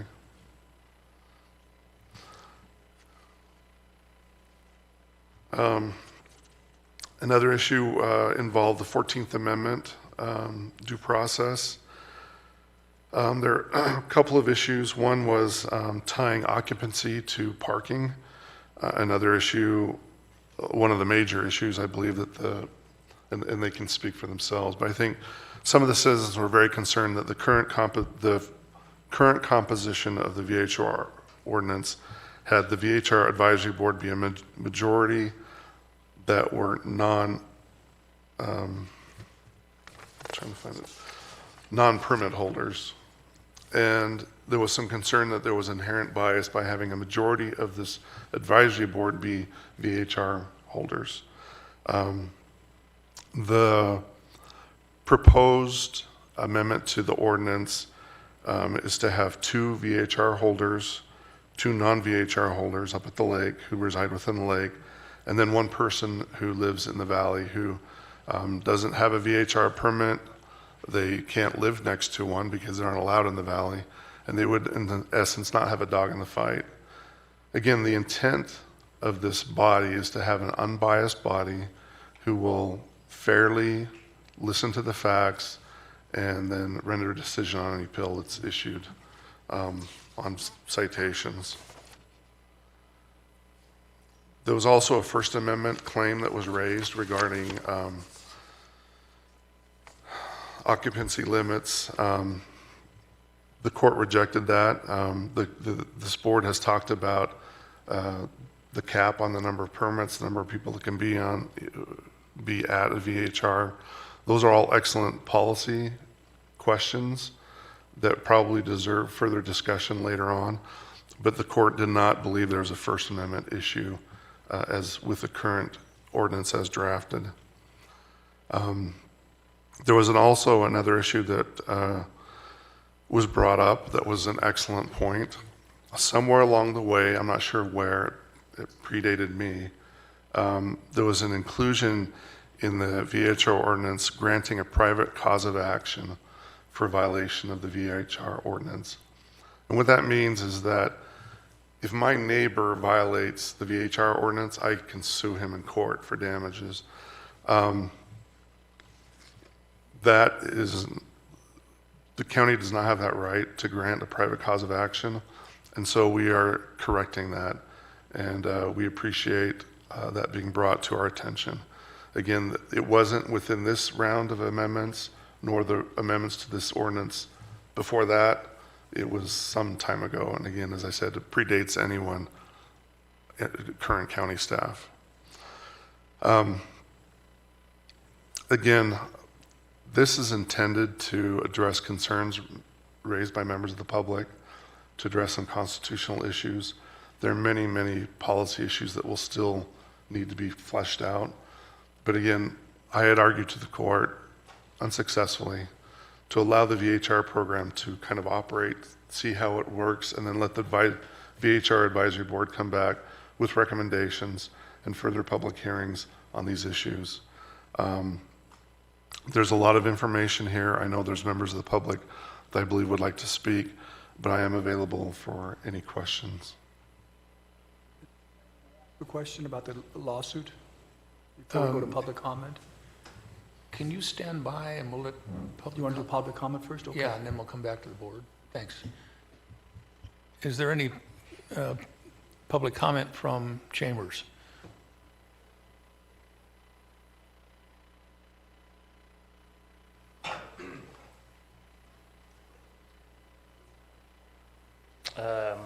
Hi, I'm Sean Ward, retired firefighter of 29 years and also a property manager and third generation Tahoe family. And I appreciate you for your time today and what you do for our community. I feel with the new ordinance it's overreaching, and I've been in this business for a long time and very few complaints.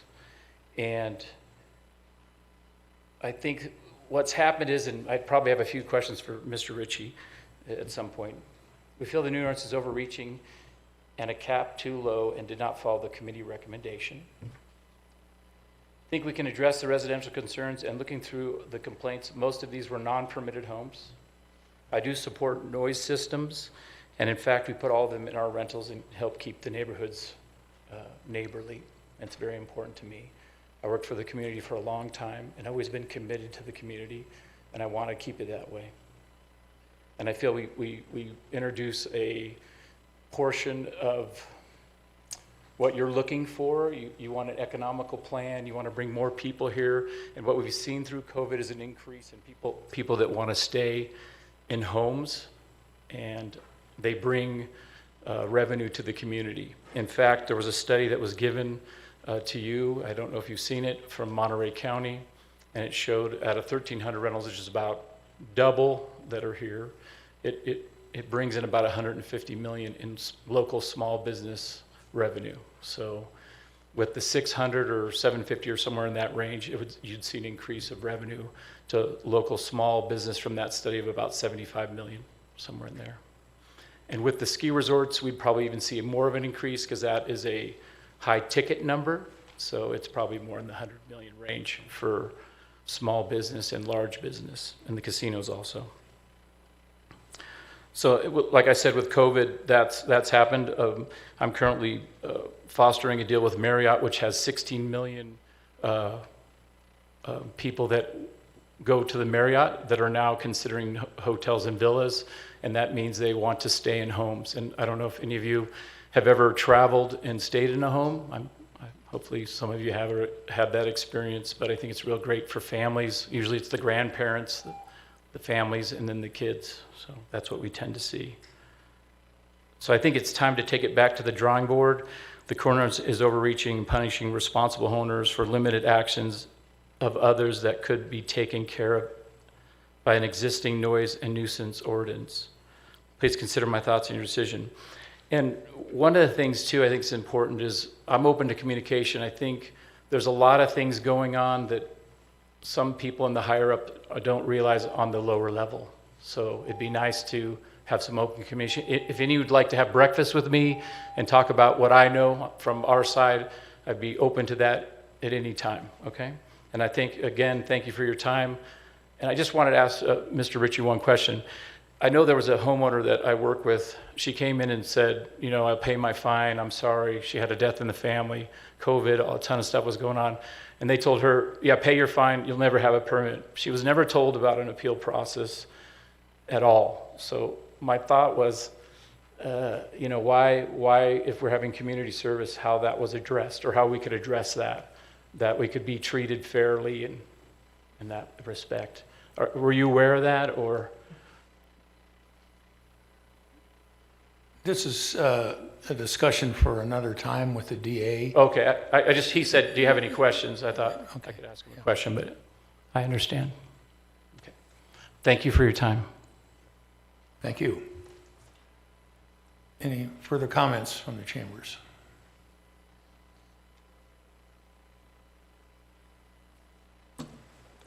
Mr. Chair and other members of the commission, my name is Rick Campbell. I'm the attorney that's representing several of these VHR owners that Mr. Ritchie talked about.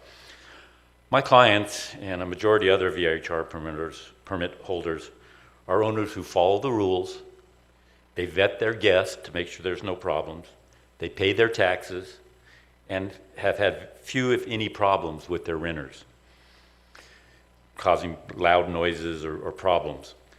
In fact, one of my clients has had several VHR properties at Lake Tahoe, and in 20 years, he's had not one complaint. So there are responsible people out there that are taking responsible action, are paying their taxes, are getting their permits, are not letting their permits lapse, and are making sure that they follow the rules. I looked at the complaints that were filed directly with the Community Development Enforcement Division. Mr. Ritchie was glad to give me a copy of that some of those complaints since 2017. You look at that, and the majority, more than a majority of those complaints are regarding people not having permits or letting their permits lapse or not paying their taxes. The problems with noisy people, drunken people, things like that, some of the parking issues, those are really de minimis when you look at what the community manager has actually had to take a look at. And those problems can be solved by your existing ordinances. You have noise ordinances, you have nuisance ordinances, you have parking ordinances. Those things can be addressed. There really is only a small number of the people causing problems. Part of the record today, and I commend Mr. Ritchie that I think we made a good start with some of the changes that are proposed today, but we haven't gone far enough. And some of those problems that I view that I think could be resolved, all these issues, is part of your package today. It was a letter I sent to Mr. Ritchie. And I'll just kind of briefly go over some of the points in there that my clients think are really need to be resolved in a final ordinance on how this thing's going to be addressed.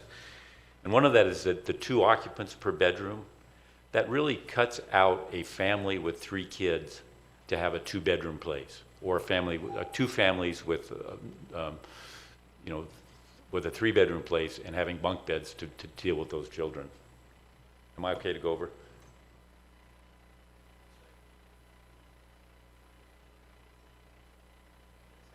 Okay. Well, those points are all in my letters. You can see the reasoning behind there. It's part of your board package. Since I have limited time, I won't go into too much. But those are valid points. You guys passed a constitutional referendum today. My clients have constitutional rights too, and we need to make. If we can work together and incorporate these additional changes that I put to Mr. Ritchie in his letter, I think we can resolve all these issues, and we can get an ordinance that works for everybody, that won't be punitive, that won't be overreaching, and that will still allow you to enforce the problems that you have addressed, those few problems with those few people that are violating the rules or not following the rules. Thank you for your time. Chairman. Thank you, sir. Chairman Doug Ritchie with the District Attorney's Office. I would ask that if Mr. Campbell has additional comments, they'd be allowed to give it. I know he represents a large group of members of the public. If the chair is so inclined, he can grant additional time to Mr. Campbell, particularly since he represents a group, quite a few members of the public. We can do that, but if we get into a legal taffy pull, we could be here all afternoon on that one item. So if you'd care to make some more points, that's fine.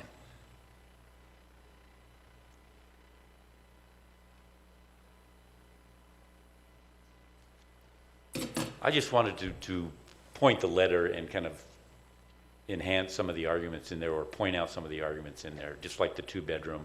I mean, I think those points are well made in the letter, and I think those points are important.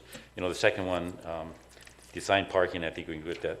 The ownership in the LLCs, you know, I read the reasoning behind that, and the reason that you can't have own a VHR property unless you own it personally. The reasoning behind that was to not have large corporations own these properties. But any of you as businessmen know that a lot of businesses are put into an LLC or a sub-S. So I think that can be fixed by not allowing large corporations, but if it's a sole member or a family member LLC or a sub-S corporation, I think you still can accomplish those same goals without having that restriction. The other one is the no multiple permits. I have several clients that have multiple permits. All those permits were granted by the county prior. The building, the remodel of those units to make them vacation rentals were granted by the county. You've grandfathered in under the existing ordinance and the changes that there will be no, the LLC, if you own it in an LLC, you can still own it in an LLC. The other grandfathering in provision was the 20 and 15% caps depending on the type of neighborhood. At a minimum, I think you should grandfather in the multiple permit holders. It's very unfair to someone that has spent literally maybe millions of dollars getting their permits, getting approval by the county to have multiple permits, and then pull the rug out from under them when there's not really a substantial problem in that. Finally, on the caps, your advisory committee, the technical advisory committee, represented 725, and that seemed to be a fair number. What's happened now is that there are more than 600, the cap that you put in, there are more than 600, and it seems to be a very unfair process. There's a lottery now. People that filed their applications back in February before the moratorium was put in are in that same queue. Some of those people that filed it early are being treated that they're not getting their permits. I think you should follow the recommendation and maybe not go up to 725, but I think if you went up to 675 or even 700, all of those people that are in line right now could be accomplished. And I don't see any reasoning behind dropping that cap from what the recommendation was. Even the assistant county manager, I think, recommended that the cap be at a higher level. Just a couple other things. The insurance requirements, you have insurance requirements in the ordinance of $500,000, but there's a tagline in there that says the county can not approve that insurance company. It seems vague and ambiguous. Having to have $500,000 with general liability, that should be the condition of having a VHR rental. There shouldn't be a line in there that allows the county to determine whether that insurance is adequate, because it's adequate by its very terms. And then on the Tier 3, the one other issue on the Tier 3 was you're requiring a property management company to operate a Tier 3. There's no reason that with having a local representative be the contact person on all of the Tier 1, Tier 2, and Tier 3, that the local representatives can't still manage a Tier 3. If you want to have more backup to make sure that a Tier 3 has someone around, have 2 local representatives. But imposing another layer of cost on somebody to have a local property management company do a Tier 3 is kind of onerous. Some of my clients have Tier 3s. They've managed them themselves. They've managed them without any problem. So requiring that, I think is a little bit of an overreach at this point. Other than that, I appreciate your time today, and hopefully we can get some further direction, some further discussions to get this ordinance that works for everybody. Thank you, sir. Mr. Chairman, Commissioner Nosad? I believe we stepped into some ground here that we have gone past the 3-minute rule. Now, this gentleman had plenty of opportunity to encapsulate his arguments in 3 minutes, but he expounded as if he was on talking to a jury. That is not what we do here. So if we're going to do that, then anybody who wants to come up in favor of in opposition to that presentation should be allowed to do so and not be time limited. Agreed. We've spent 9 months on this, and most of the people at the lake are in opposition to what was just presented. But here again, this is not a court, this is not a hearing, this is specifically in regard to one action item. And as we all know, we're in court now with the federal judge, and you've got one side that wants one thing and another side that wants another thing. So this is really not the forum for that. We gave you the courtesy of presenting your case. we know all of these things, and we also know things on the other side. Now, is there any Zoom comments? Thank you, Mr. Chair. Marsha Johnson for the record. I do have a couple public comments. I'll check with the caller first. Caller, do you have public comment on item number 7?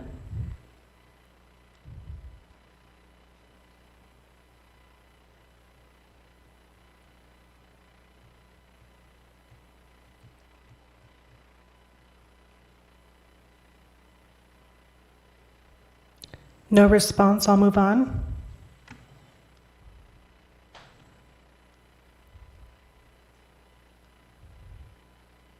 Natalie, do you have public comment on item number 7? I do. Am I coming through? Yes, please. Are you there? Thank you. Please state your name for the record and we'll start the time. Thank you. My name is Natalie Yanish. I'm a resident at 425 Andrea Drive in State Line, Nevada, which is on the top of Kingsbury grade. You are familiar with me because I have been volunteering with the VHR committee that was the task force that was put together to address this issue. And I just wanted to say, I think that the ordinance that's presented, I do agree with Mr. Ritchie that there is still a lot of language in there that needs to be addressed, both technical language and as far as policy making goes. So I hope that the public comment is being heard now because of this ordinance being put into place. And you're obviously hearing resistance from a lot of the residents and stakeholders and property owners in the area. So, once again, I think that I know you're moving forward with, and I have put an application in for the next item as far as an advisory board, but I would hope that, that we have that advisory board, not just to basically look at individual cases of VHRs and or issues and complaints, but on a higher level of policymaking. And I feel that we had a variety of different opinions, both from folks who were upset about certain items about VHRs in the community and people who are proponents of VHRs. So, you have community members who have voiced their opinions, and we're pleased that you are listening to us and addressing the issue. And at the same time, I hope that some of this language can be, drilled down, because a lot of it is still very vague in the ordinance. And then some of the policies that were brought up by the previous speaker, who is representing quite a few private property owners, are more of the policy making decisions. So I would hope that the public still has an opportunity to assist in making that public policy and something that works best for the entire community. And I appreciate your time once again. Thank you.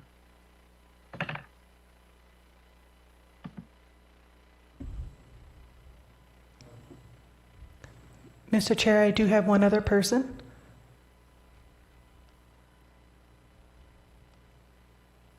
Timothy, do you have public comment on item number 7? I do. Yeah, Please this state is your Tim name for Barabee. the record, and then we'll start your time. Sure, Tim Barabee. I'll be very short. Commissioners, you've done a great job. Please stay strong. The people who oppose your ordinance, your new ordinance, are running businesses, especially those who have more than one residence. They are not just resident holders, they are businesses. These people can rent them out for more than 30 days. We have a shortage of housing and long-term housing solutions in the valley, and the vast majority of residents want controls. So please stay strong. Thank you very much.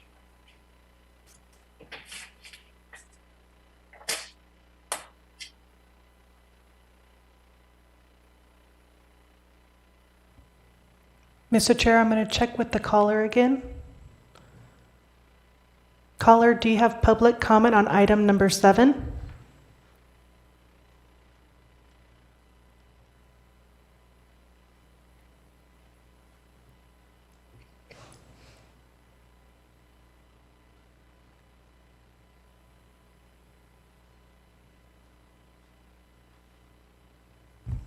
No response. I do have one other person.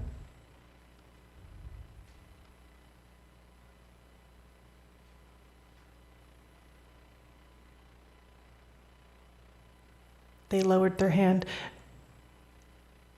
If you would like to provide public comment on item number 7, please raise your hand.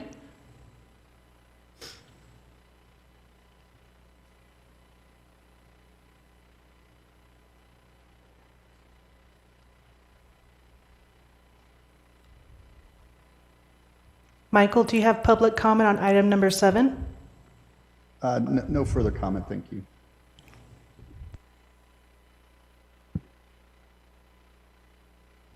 No further public comment at this time. Okay, we have Janet Murphy from Chambers. So Ms. Murphy, if you want to make a public comment, you have the floor. Thank you, Mr. Commissioner, Mr. Chairman, and the rest of the commissioners. I just wanted to reiterate as far as in your past, I know, I believe it was Commissioner Norsad said, let's put a sunset on it. There's easy solution to this. South Tahoe did it, put it to a vote. It's the people up at the township that has to live, or let them choose. You're elected. A lot of things get elected. Let them elect what they would choose, what they would like to have. That's what South Lake Tahoe did, and that's how they got Measure T. And it's worked. So that's what I would do, is just put it to a vote for the township. That would be the fairest thing to do. Thank you. Thank you, Ms. Murphy. Okay, we'll bring it back to the board. Commissioner Tarkanian. Okay, first of all, I just wanted to thank the attorney. I didn't get your name. I apologize for your comments. I know it's not easy to come into an area that is pretty hostile, and I do know that you tried to keep it within the time limit the district attorney had offered and the chairman for you to continue. And so I appreciate your comments, much of which I agreed with and some of which I didn't.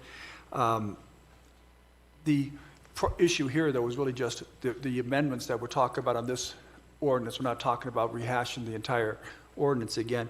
It's my understanding we're going to bring this back before the board within the 6-month period, which would be January, and at that time we could discuss those things. You did make a comment about the Constitution and they have constitutional rights, the VHR permit holders. I have been a proponent of protecting the homeowners' constitutional rights of privacy and quiet enjoyment. Their constitutional rights are every bit as much, if not more so, than a permit holder, which is a privileged industry. So anyways, thank you for your comments, but a lot of the issues I think we're going to get into later. I did want to ask you, Doug, why do we have a federal judge that's retired in Southern Nevada instead of a federal judge, at least that's currently active, and preferably one that was from this area? Chairman, may I? Thank you, Doug Ritchie with the Douglas County District Attorney's Office. Just to clarify, Judge Jones is not retired. He's senior status. They will continue to carry a heavy caseload. Judge Lloyd George, whom the courthouse in Clark County is named for. My neighbor. Yeah, your neighbor. Former neighbor, yes. He practiced until he died. Okay. And it's basically because of the heavy caseload in the federal courts, they are trying to get as many people as they can to help process these cases and controversies. It just seems like this is an issue that's affecting the lake area specifically.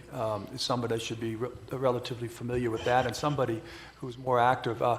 I know Judge Jones, a very good man. He's a little bit up there in the years, and I don't think he quite understands what's going on with the VHR issues, at least with the people up in our neighborhood. And one of the comments that Judge Jones did make in the hearing, I believe, and I wanted to verify that on the record, is he referred to this activity as commercial activity, correct?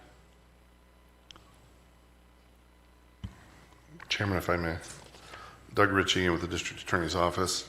I can't remember if his order talked about commercial activity, but there was discussions during the hearing about this being a commercial activity.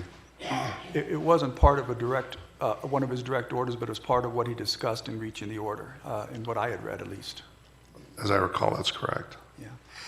Okay, so I mean, again, I think we're just talking about the amendments that were put onto this VHR issue, so we don't need to really get into the other items that were brought up that were not part of these amendments.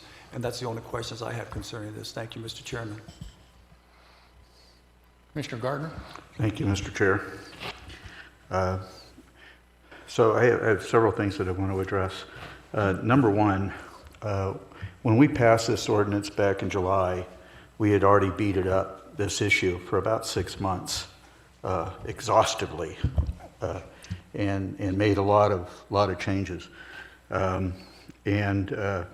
So I said at that time that nobody, and I said nobody in this county is going to be completely happy with this ordinance, including myself. I made that comment to the board, to the Chamber of Commerce, Visitors Authority, and this board, and to the public.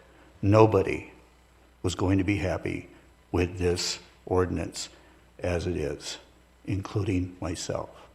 However, I was anxious to get our advisory board in place at that time because we all knew that there were additional issues that needed to be resolved. However, once again, we had already beat it up for over 6 months, and it was time to get it in place and get our advisory board in place and give them a time to operate and come back to us, hopefully in December, as was our plan then in July, to come back to us in December and give us a report on how the different aspects of this ordinance were working, and ask them to give us some advice on what changes they think at that time needed to be made.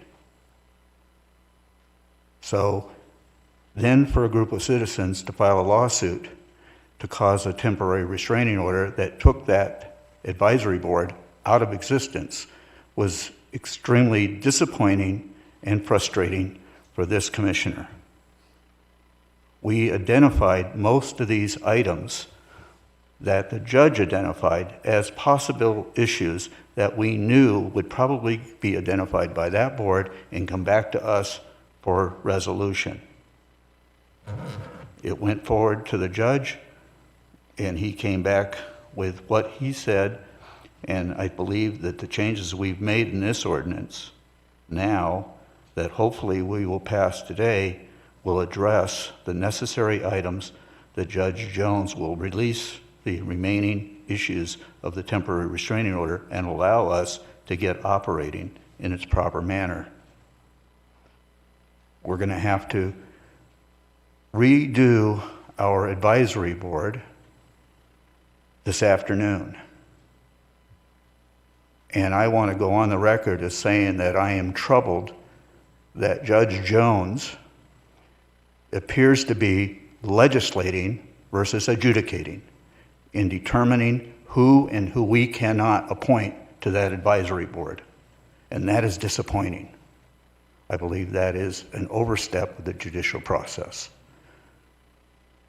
That's our right as a legislative body. I want to take a moment here also to address what's been bandied about in regards to an arbitrary number on a cap. First of all, we're trying to protect the rights of the property owners. Those include not only the VHR owners, but also the permanent residents in the Tahoe Township. And we have to weigh their quality of life issues as permanent householders as well. And it's paramount that we balance both of those. And that's not an easy thing for this board to do, I can assure you. However, that cap of 600 was not an arbitrary number as is being bandied about within this community, especially by the VHR owners up at Lake Tahoe. That was not an arbitrary number. I'm the one that suggested that number, and I based it on the fact that we asked, when we started this process, for our county manager to prepare us a spreadsheet of the Tier 1, Tier 2, and Tier 3 fees and assessments that would allow us to collect enough money through the issuance of permits that the other taxpayers of this county would not have to take funds out of their pocket to supplement this program. He presented us a spreadsheet that identified the proposed thought process of how many Tier 1 we have, how many Tier 2 we have, and how many Tier 3 we would have.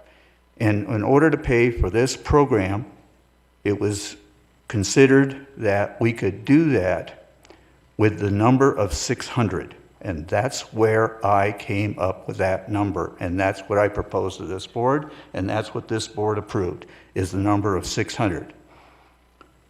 Subsequently to that number, and I believe we approved that number in February, if I'm not mistaken, but later on in our discussions, we felt that the Tier 1, the true host people that have VHR permits, are probably the most responsible of the VHR owners.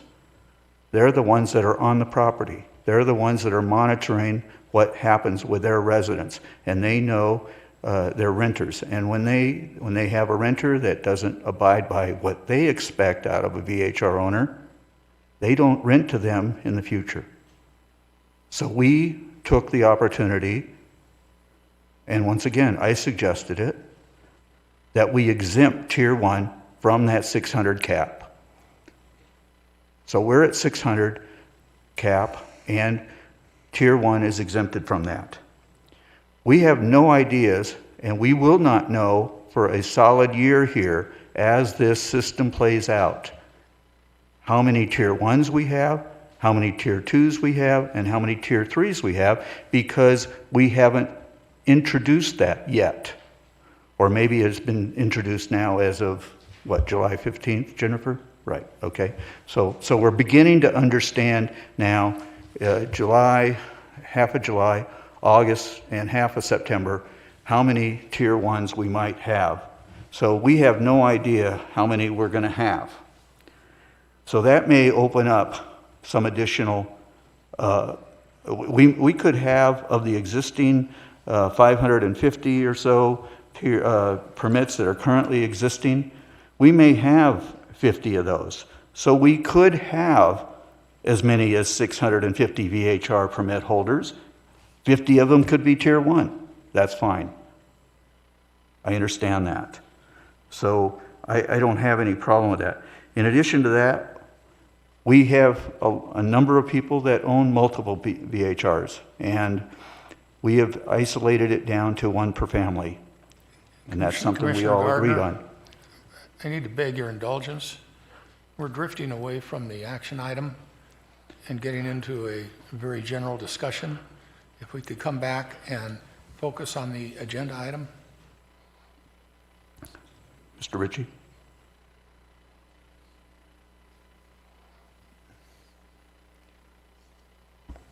Chairman, with your permission. Doug Ritchie with the Douglas County District Attorney's Office. Just to clarify, what's being proposed is a possible ordinance that involves several sections of the VHR ordinance. It's been drafted, the language is there, but just to be clear, the board can change that, and it would require a new introduction, another hearing. It would probably have to go back to the Planning Commission. But just to be clear, the board is not constrained by the language as written. All the issues that the citizens have raised, the arguments of council, and the issues that the commissioners have raised are all, for lack of a better word, fair game and covered, at least for purposes of the open meeting law, under the current agenda. Again, the intent is to try and address some of the concerns that the court has raised, but the language in the ordinance within the scope that's listed, that's been agendized, is open for discussion. Thank you. Mr. Chairman. May I continue, Mr. Chair? For just a few, I'm ready to wrap this up, but I just, Okay. all I wanted to say is that once again, the cap was not an arbitrary number that we just came up with out of thin air. And so I want the public to understand that. And if this has to go into the record for Mr. Jones, Judge Jones as well. I think that's important. But my attitude right now is that we have been beating this up since the middle of February. It's time to get this ordinance in place. It's time to go forward with our advisory board, and I don't wish to make any changes. I wish to have our advisory board look at this and in 6 months perhaps come back with some recommendations. Thank you. That's all I have.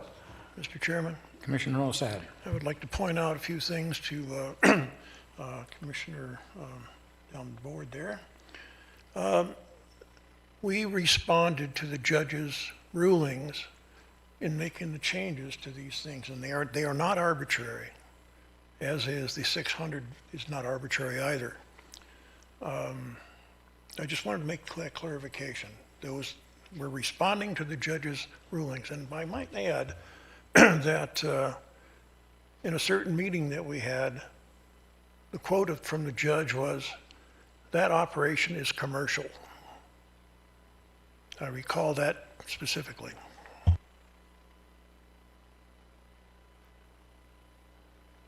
Any further comment from the board? Mr. Chairman. Commissioner Rice.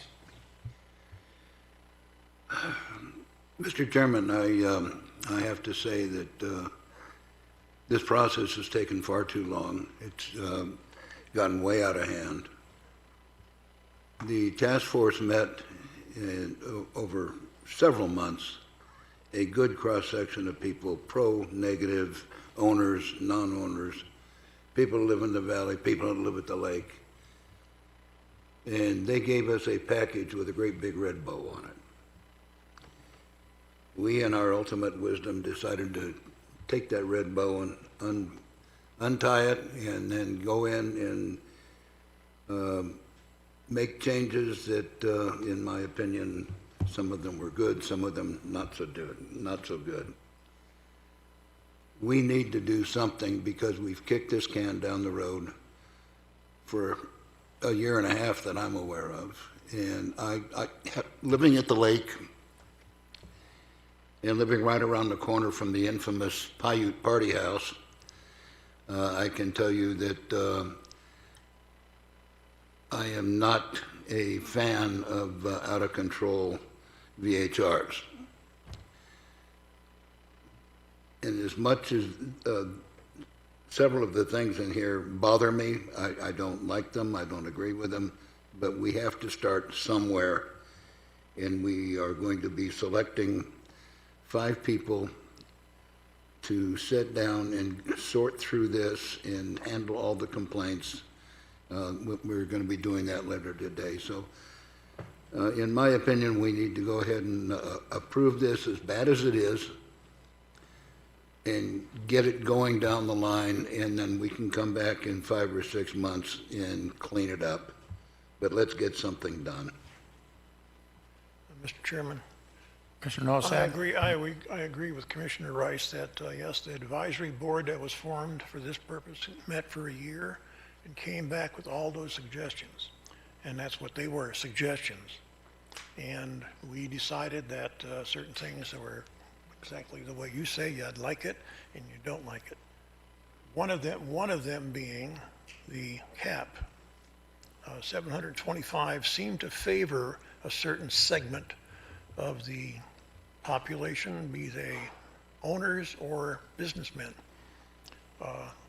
I am of the opinion that we, as a governing body, are not in the business to make sure that the businesses or adventured up there are successful. So if they happen to do something incorrectly in a VHR, like having your next door neighbor, we should give very serious consideration to suspending that permit until such time as that person takes care of the problems. If you can't take care of the problems, we don't issue a permit. That's my take. But we did get advised for 1 year. I thought that was a good idea, and it was made as suggestions to us. It wasn't the way they wanted. They didn't want it that in solid law These are the suggestions they made to us, and we took them under consideration. Commissioner Tarkanian? I was just going to say, can I make a motion? I thought everybody Oh, could talk. okay. Is that okay? I saw your jaw drop when I waved over here, so I thought you were going to talk about Mark Twain and politics and I sausage just want to making. talk about this wonderful ordinance we passed.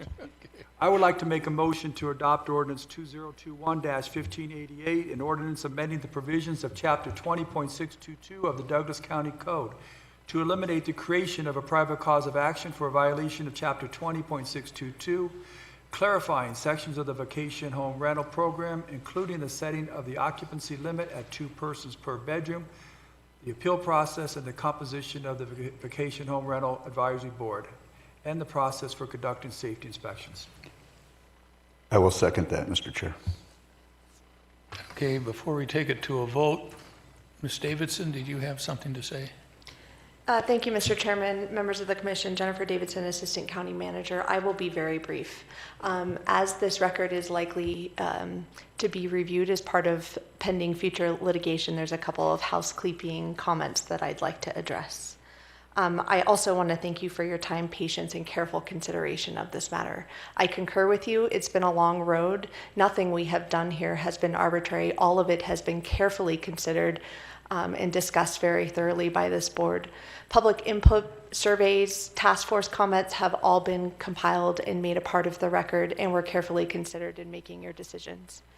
Of course, we knew that there was going to be additional work to do, but we cannot do that work until we have an opportunity to collect the data we need to make better decisions in the future. So part of the 6-month review process is going to be to implement this program and to ensure that we give the commission the data they need to make good decisions, in addition to the advisory review that you mentioned would be conducted in the comments that would be provided by the advisory board.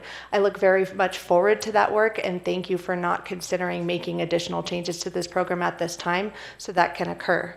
I also just wanted to add a couple of things. The 600 number, the county manager had assembled that number or used that number as a result of a conversation that he and I had regarding the historic number of the maximum number of permits that we have ever granted as part of this program.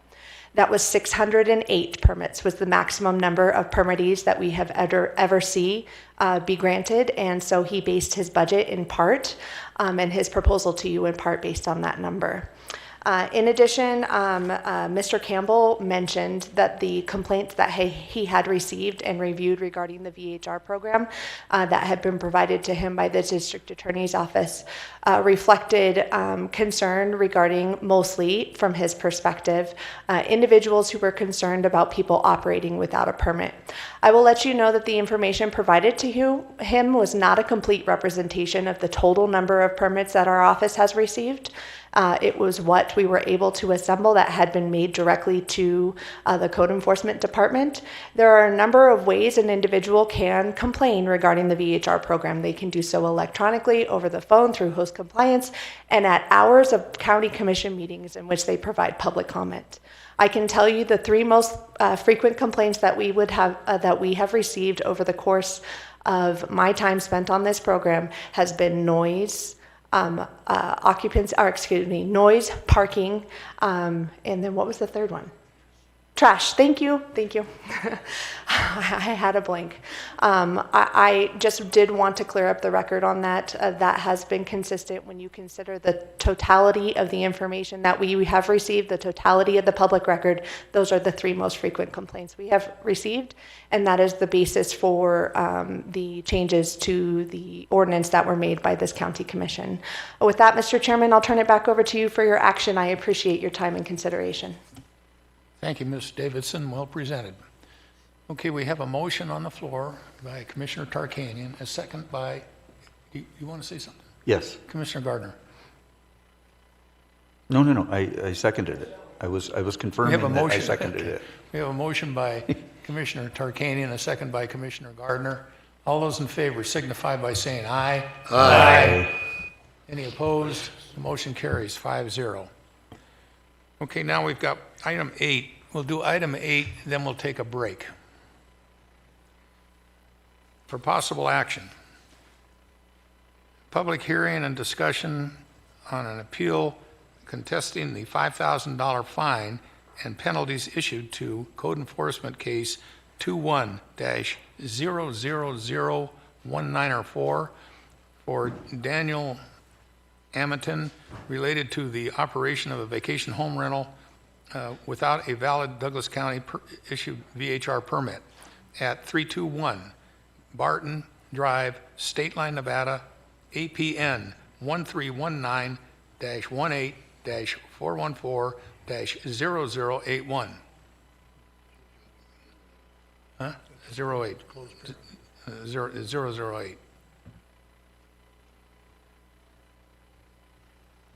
Mr. Delaire and Ms. Arts, we have the floor. Thank you, Chairman Ingalls. Tom Delaire for the record. I've got Donna Arts here, our code enforcement officer, as well. Richard Lawrenson is out on vacation this week. But I would like to first start off and turn the time over to the appellant, Mr. Daniel Ameton, and let him present his side of the, his situation on this topic and this appeal that he's filed, if that's okay. Yep. Thank you very much for that. I appreciate that, and thank you for taking the time to hear me out. So I'd just like to provide a little bit of context, just in terms of a bit of a timeline as to how things unfolded. So I'm a first-time Lake Tahoe owner. I closed my place at 321 Barton Drive. We closed escrow on January 15th. The house prior to me was used also as a vacation rental, and the owner before me had multiple rentals lined up, after closing, just, throughout the course of his ownership. People had booked, many months in advance. So that was on January 15th. On February 7th, I actually learned that the rental permit doesn't transfer over to a new owner, and I'd need to reapply. So it took me a couple days to get all my paperwork together. And on February 10th, I submitted my entire application paperwork, the diagram, the filing fees, the fire department fees. I scheduled the fire department visit for the first available opportunity they had. So that was all submitted on February 10th. The first available visit that Todd Stroup had from the fire department was on February 16th. He came to the property to inspect it. The following day, on the 17th, I got an email from Mr. Stroup notifying me that my house has been red tagged and they can't proceed until the house gets untagged. That was, very, very, very long story short. That was the first time I had learned that the property was red tagged. It took me, even several days to figure out what it was and why it was red tagged. All the issues came from the prior owner. He didn't indicate anywhere during the sale that, he was selling the house while it was red tagged, and it wasn't discovered during the escrow process. And then on February 18th, the following day, there was the announcement from Douglas County that, about the moratorium on new permits. So just to kind of reiterate, on the 10th, I had submitted everything. On the 16th, Todd came to do, the final fire inspection. That was the last piece of information I needed. The 17th, I was notified it was red tagged. 18th, the moratorium was announced. The next 3 weeks, I was working to figure out how to untag the house. I had to, again, figure out what exactly the issue was. I had to hire a handyman, and they came and did all the work necessary to get the railing up to code. March 17th, Lamont McCann from the building department untagged the house. I showed him everything. Everything was up to code. He untagged it. I did, everything I possibly could to expeditiously do that. And then on July 9th was the day I was notified that I was in violation of code 20.622.050. And then the last important date is July 23rd, just actually exactly 2 weeks after that. I finally got my permit emailed to me with the issuance date, on the permit, the issuance date very clearly states February 10th, 2021, which is the day that I had submitted all my paperwork for it prior to the moratorium. And in that meantime, I had, I paid my taxes every month. I tried to do everything as honestly as I could. And it just happened to be, the red tag issue that I had absolutely no idea about that prevented me from, getting everything approved before the announcement of the moratorium on the 18th. So, I'm hoping for a little bit of leniency here. I paid my taxes every month. I did everything I possibly could to be a good, responsible homeowner. And there was just the issue without my knowledge of my house being red tagged that took a few weeks to go through the motions to get it untagged that, put me in this position to begin with. So that's, I'm happy to clarify anything if needed, but I'm asking for, a little bit of leniency and seeing if I could get the $5,000 fine refunded. Okay, Mr. Armaton, I'd like to hear from Ms. Arts in regard to this matter.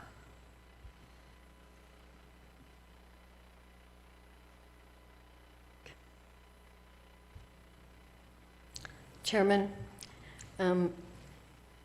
so Mr. Armaton did put his application in on February 10th, but he did continue to rent, and he was told at that time that he was not supposed to be renting without a permit.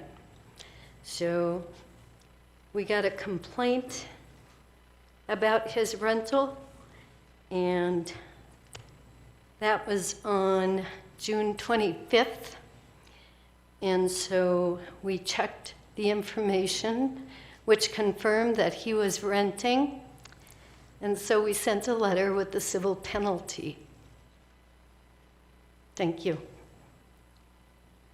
And one quick question, Donna.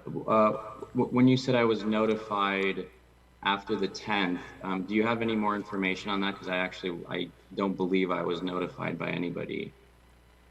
Do you have any information on who notified me? I'm sorry, notified you about what? You said notified, I was notified that I could not rent, I could not do a VHR rental. So when you talked to HDL about your permit expiring and you needed to renew it, they didn't tell you that? I never spoke, I never had a permit to begin with. I never spoke to them about renewing anything. I just purchased my house in January. I didn't have a permit prior to that. So I'm sorry, I don't know if you were notified. But as a permit,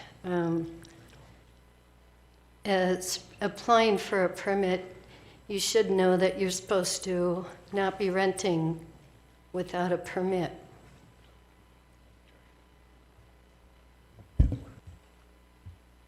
Okay, any questions from the board? Mr. Tarkanian. I just, first of all, because this matter is in litigation, I want to make it clear on the record because I know this is one of the issues that was brought up. I was the one that proposed the increase in fines for this, up to $20,000, and also for the increase in the other fines. Because I believe if anybody's going to try to circumvent the law, they're basically stealing money from the county by not filing for a permit and getting this, the license and doing so, and they should be, based upon culpability, fined a substantial amount, and $20,000 I felt was reasonable considering the amount of money that is made on the rental of these items. Some people are renting these items for up to $5,000 or even more per weekend. A $20,000 fine for someone who has been operating in the VHR permit, VHR property without a permit, I thought was reasonable, and I came to the conclusion based upon those facts. And so I guess my question, and so I wanted to make that clear for the record. And I guess my question to the person who was fined was, you just stated you didn't have a permit, but you just admitted you rented out your home as a VHR place, at least one weekend. How many times did you rent it out? I mean, I don't have the exact number in front of me, but, multiple times. So do you see wasn't the- a one-time thing. So do you see the problem the board has? You're renting, you acknowledge in your statement you did not have a permit. You knew you didn't have a permit. And then you've acknowledged you rented out several times. Well, if we only gave you, we moved the fine up to $20,000. If we only had a small fine for this, then wouldn't it encourage everybody to go out and rent out their properties without having to pay a substantial penalty? I think it's all culpability here, and it's hard for me to see where your lack of culpability is with what your testimony is today. Thank you. Mr. Chairman. With all due respect, you mentioned, the fine should be for people that don't apply for permits, but I applied for my permit. I did everything I possibly could on February 10th. Everything was submitted by me. My intention was to get my permit. And it was because of this moratorium, and even more so is because I learned in between when I submitted for my permit, along with all my fees, that I learned my house was red tagged for a completely separate issue that, I had absolutely no idea about, and that's why I missed the window before the moratorium. I wasn't trying to circumnavigate anything. I wasn't doing anything maliciously. I paid all my fees. I scheduled my fire department visit. I paid the fire department visit. I submitted all the paperwork that's required. And then, out of nowhere, the moratorium started. So I understand what you're saying, and I certainly think that there is a group of people that do that. Respectfully, I'm not one of those people. Commissioner Nosad? Yes, Mr. Amotin, I would suggest that looking at the timeline here, you found out that when you signed your deed, that your permit, BHR permit, did not come along with that. So you knew at that time that you could not rent that property. I would think you knew that. Did you know that? That was not in any deed paperwork. I understand that. You said you admitted that you found out that that permit is not transferable. Correct. Thank you. Commissioner Gardner? Mr. Chair, I share my fellow commissioners' concerns about this. I'm concerned that our real estate industry doesn't know our VHR laws and ordinances, and the aspect that, and we've run into this before. We've had them come before us before, and we've addressed this issue. And I just got finished selling a house in Lodi, and I know that there were disclosures that were required of me as a seller, and I made sure that I fulfilled all of those. And I'm the seller of this property should have certainly disclosed to Mr. Amotin that the property did not come with a VHR permit, even though it had been used in that fashion afterwards or before. And just because an individual runs a VHR now and he goes to sell his property, that doesn't mean that the new buyer should automatically expect to have a VHR in that particular property. That doesn't even mean that a person buying that property has that expectation or has that desire to operate a VHR. But what concerns me is that after Mr. Amotin discovered the red flag, the red tag issue, that became a health and safety issue to the renters and a liability issue. And as we've had people come before this board with the same issue, I am disappointed that they would allow people to enter their property and rent their property and enter into a health and safety issue and a risk of personal injury. And that disappoints me. And for that, almost for that individual alone, it's unconscionable to me that an individual would rent a property to another individual that is not livable, is not red. It is red tag. We had a lady come here today talking about a rental property that she had, and it was unhealthy and it's not livable, and she's seeking help with that. And he didn't do it once. He did it multiple times, even though he knew that he didn't have a valid permit and he was entering into a health and safety issue of our residents. And that's troubling to me. Thank you. Any further comment? We have a motion. I will, Mr. Chair. Mr. Gardner? I will move to deny the appeal contesting the $5,000 fine and penalties issued by code enforcement case number 21-000194 for Daniel Ametin related to the operation of a vacation home rental without a valid Douglas County issued VHR permit at 321 Barton Drive, State Line, Nevada, APN 1319-18-414-008. Mr. Chairman, I second the motion. Okay, we have a motion by Commissioner Gardner, a second by Commissioner Nosad. Now, we'll open this up for public comment. Any comment from chambers? Marcia, you see anything on Zoom?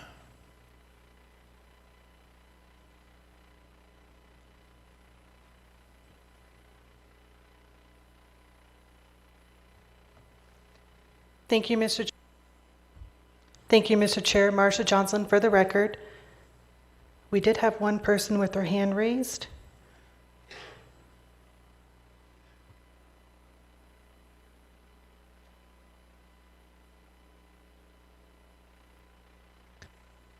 We did have one person. If you would like to provide public comment on item number 8, please raise your hand.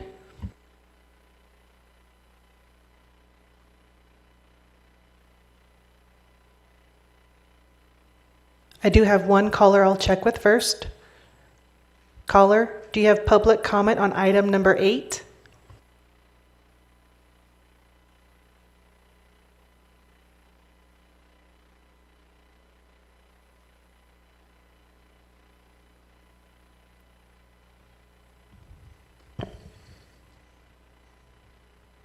No response? I do have another person. No Michael, response. please state your name for the record, and we'll start your time. Oh, no response. I'm sorry, no response. Michael Koltoff, no response. Okay, thank you.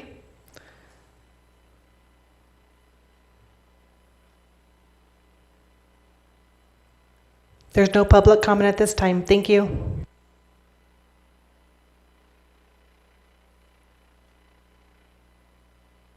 Come forward.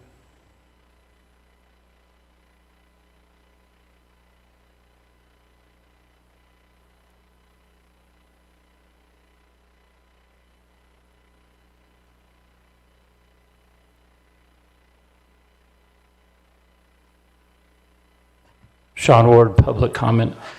Just happened to see in this record that actually this gentleman, and I don't even know him personally, but looking through this, what you've been submitted to your packet, it shows that he has a vacation rental permit and it is signed by the Douglas County VHR Division right here on February 10th of 2021. That was submitted in your packet. He actually had a permit issued to him. And the only reason I bring this up is there are quite a few people that I represent that have had the same issue where things have been submitted prior and they're not addressed currently.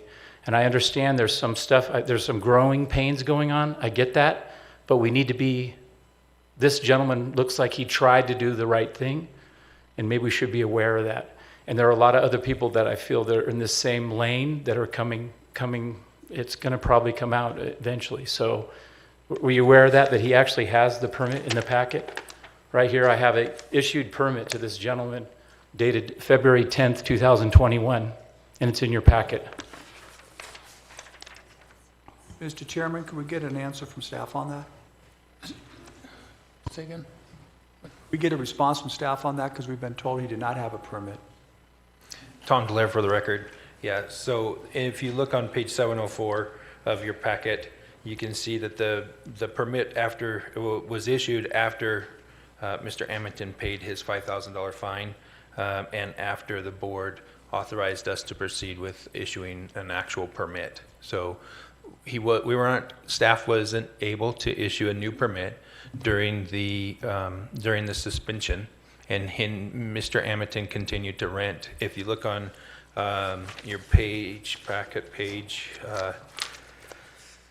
I'll get there, sorry, 732, we've got the comments in the report that was provided by HDL from the Airbnb report that shows that they rented in July, June, and May of that same year. So that was the evidence that we used against him to put the fine on his property.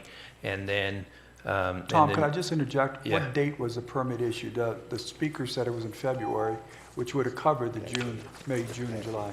And if it was backdated, why would they backdate it? Right.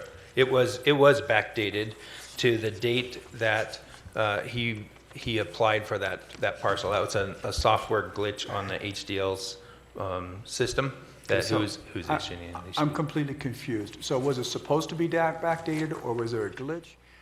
When was the permit supposed to take effect? I mean, that's very important with respect to this issue. It was given to him on July 23rd is when the actual permit was issued to Mr. Ametin. It was backdated to the February 10th date that he submitted his application from HDL on that certificate. Okay, so one final question then. When should it technically be in effect? Is it retroactive when you backdated it? Because he was renting it, we did backdate it. They backdated it to February so that next year it expires in February and not in July. And I don't see how you say he violated something if you backdated it to cover him retroactively. Well, the fine went out before he was issued a permit. He wouldn't be able to be issued a permit if he didn't pay the fine. But you did issue a permit, and you issued it you did issue the permit, and you issued it back to February. Mm-hmm. If you didn't issue it back to February, I'd have no qualms with what you're saying. But now you're saying you issued it back to February, which basically covers him during the time period he rented it. Basically, I think he violated, and he knew he violated, the VHR regulations because he didn't have a permit. He applied for one that wasn't given one, but I think the county gave him a way out of this now by backdating it. Mr. Chairman, I might compare this to having a driver's license and applying for one and then going out and driving and get yourself in trouble. There is a problem here. I don't think anything should be backdated. It's got to be a timeline. I call for the question, Mr. Chair. Commissioner Gardner. Chairman. Mr. Ritchie. Thank you. Doug Ritchie with the Douglas County District Attorney's Office. Just a point of order. Under the open meeting law, public comment has to occur before the board takes action. So the motion and second that occurred are void. Once public comment is closed, then the board can take action, which may include further discussion or a motion and a second. Commissioner And Gardner. may I make one more comment? Then I will, then I'll make a motion Mr. again. Amate, stand by for a minute. Commissioner Gardner, do you have a comment? No.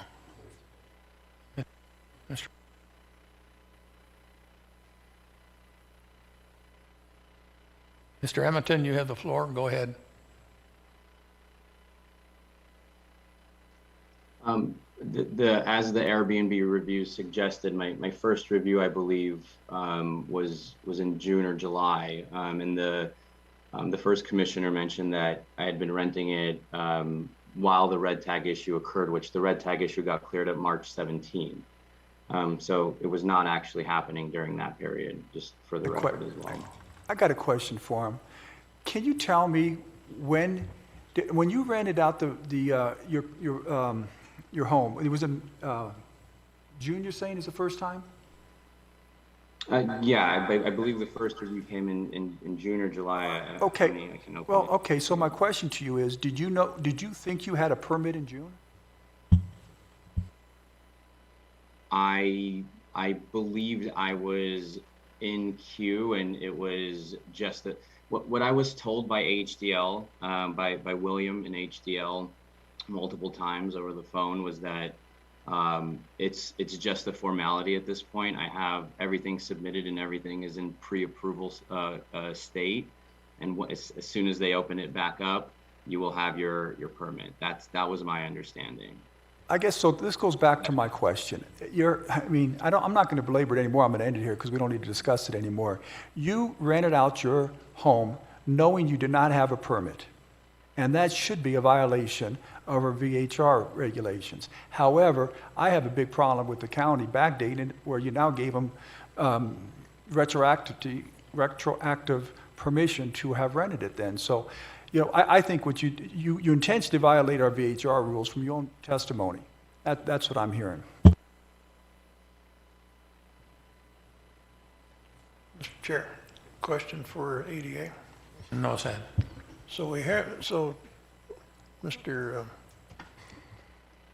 We have made a motion and seconded it. I think we're having misgivings. It's on the record. We made a motion and it was seconded. Now we think we have misgivings about what we decided to say.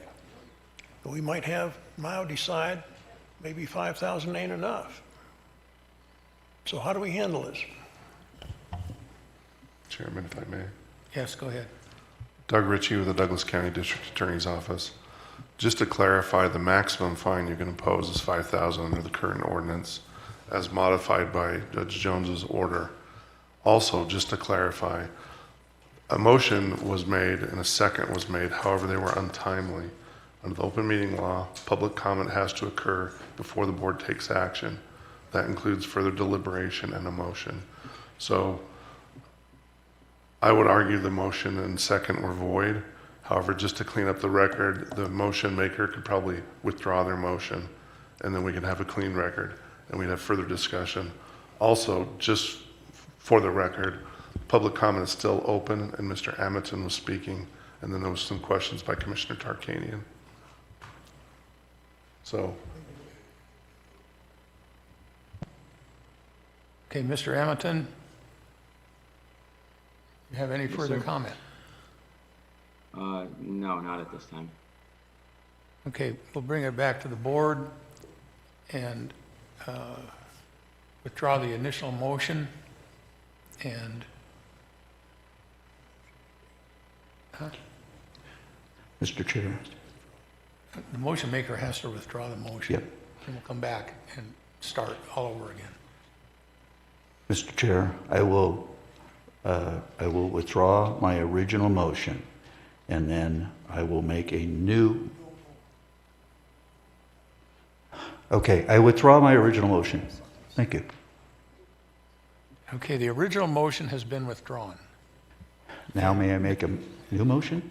No, wait a minute. Mr. Dallaire? Thank you.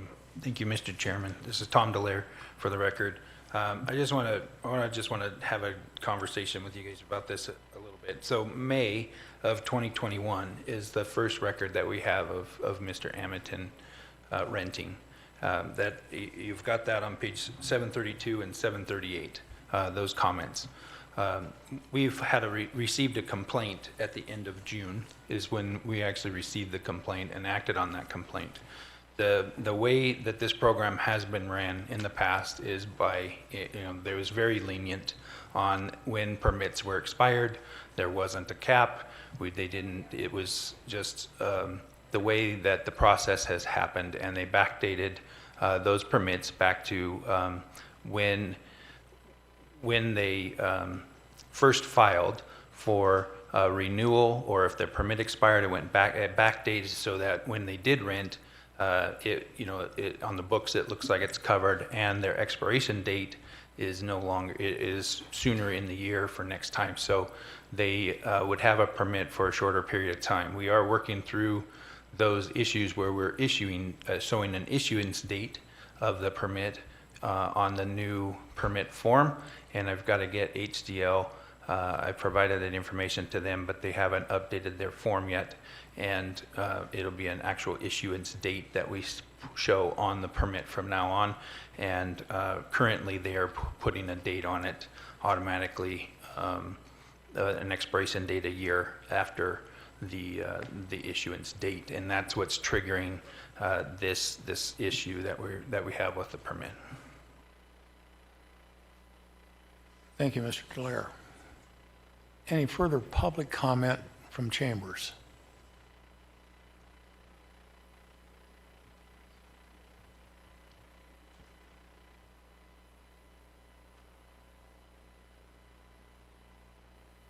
Hello? Oh, shit. Oops. For the record, Janet Murphy, I'm sorry. I don't know what their protocols are when you do a permit, so I'm interested in that. And as far as the process that you guys do when you do a permit, but one would think that when somebody buys a property, I mean, you can't use ignorance as an excuse, of course, so you have to know what's going on, but wouldn't it, once they file, this is just my thoughts, once they file, should you have a deadline time of when you're going to issue it, like 30 days, 60 days, I don't know, 90 days within that time? And once it's approved, just like what I do at the district, that's when it starts. But you don't backdate it. It just starts from that point on because you're a new owner. I just wanted to, just food for thought. Thanks. Ms. Murphy, any further public comment from the chambers? Marcia, and this is, stand by, Mr. Amity. Any other comment from Zoom?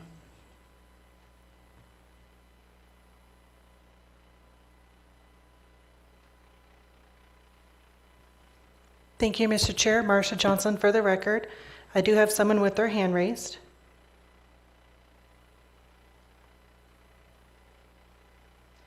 Timothy, do you have public comment on item number 8? I do. 8? Please I state do. your I name for the believe- record and we'll start your time. Sure, Timothy Barabee. I heard one of the commissioners earlier, I don't know which one, question his renting a property that was red tagged.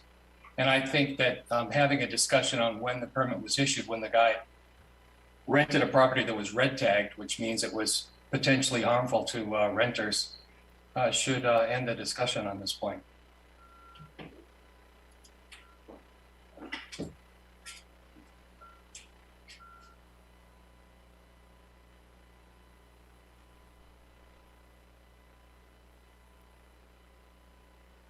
May I say one more thing? I thought I cleared this up already, but the first review came in May. Stand by, Mr. Hamilton. We're checking for other comments. Daniel, if you can stand by for a minute. I do have one caller I'll check with. Caller, do you have public comment on item number 8?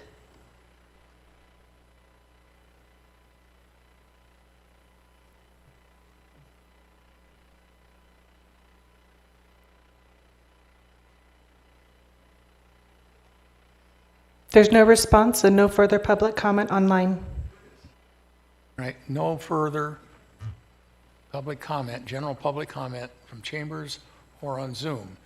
Mr. Hamilton, you have the floor for final comment. I've already said this, but the red tag issue was resolved on March 17th, and I have text messages and emails to prove that. That's all. All right, thank you. Now we'll bring it back to the board. Does the board have any further comment or questions?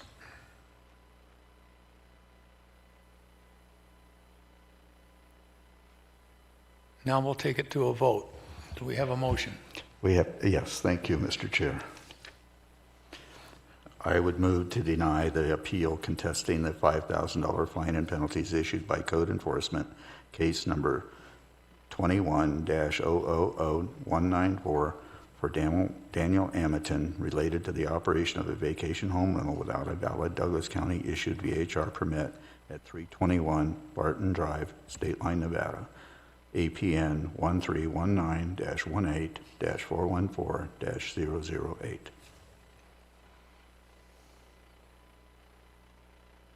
Second the motion. We have a motion by Commissioner, a second by Commissioner Noasad.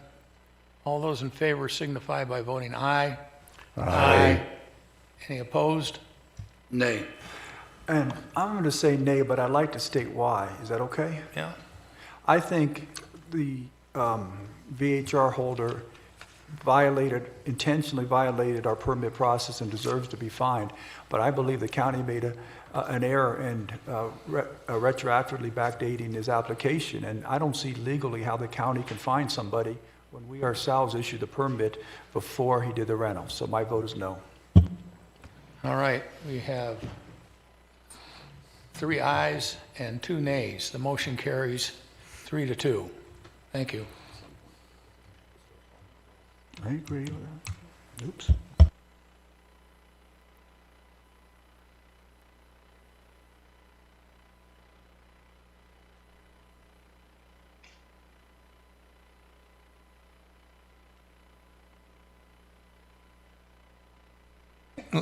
Let's take a 15-minute break and be back here at 5 o'clock. Thank you.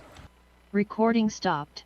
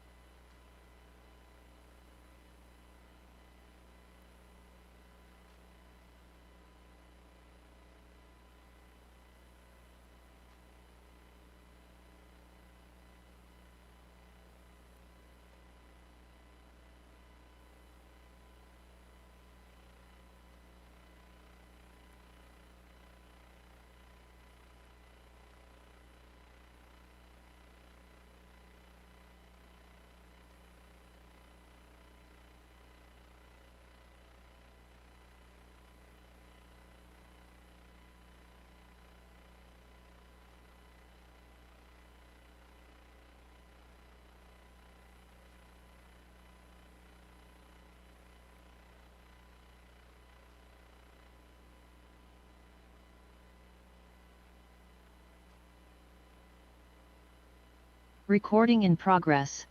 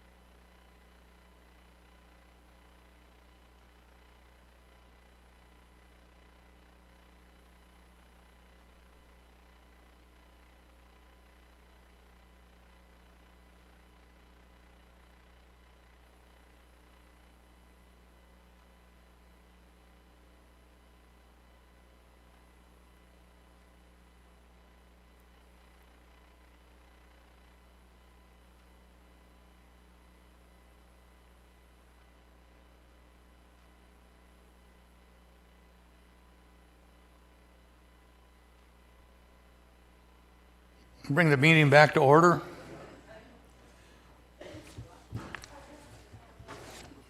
We're on item number 9 for possible action, discussion to approve the appointment of a member of the Genoa Historic District Committee to fill a vacancy due to the vacancy of a member of the, in accordance of the County Code 18.02.040 and NRS 245.170.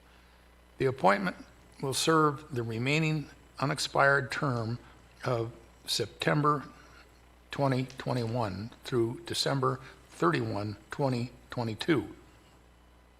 Mr. Cates, you have the floor. Thank you, Mr. Chairman. The vacancy on the Genoa Historic District Committee was Greg Brown's seat. He completed 8 of his 24 months of his term. We solicited for applicants to replace him, and we received 1 application. That's Mr. Rick Myers, and I believe he is here to answer any questions that you may have for him. Thank you. Mr. Meyer, would you like to introduce yourself?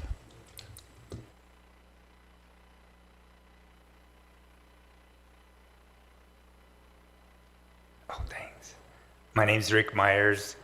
I'm a resident of Genoa, been a resident of Genoa for almost 15 years. Been a resident of the Valley for almost 28 years.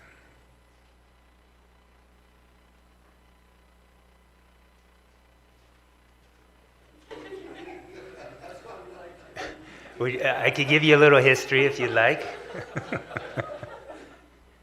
Well, you obviously understand the historic value of Genoa, and we need to do everything we can to keep that and maintain it, because it's just a jewel for the county and for Nevada. So thank you for stepping up. It's real important. Well, thank you. I do understand that. And as you know, Genoa went through a little redevelopment several years ago.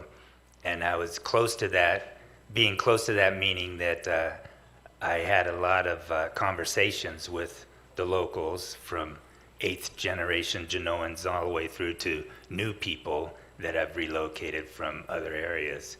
So I think I have a good feel on the pulse of Genoa and how important it is to maintain that historical integrity.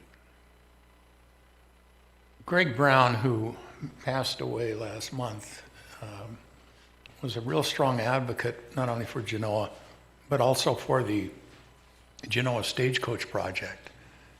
And I hope that will continue in his memory, and that it gets accomplished someday. So thank you very much for stepping up.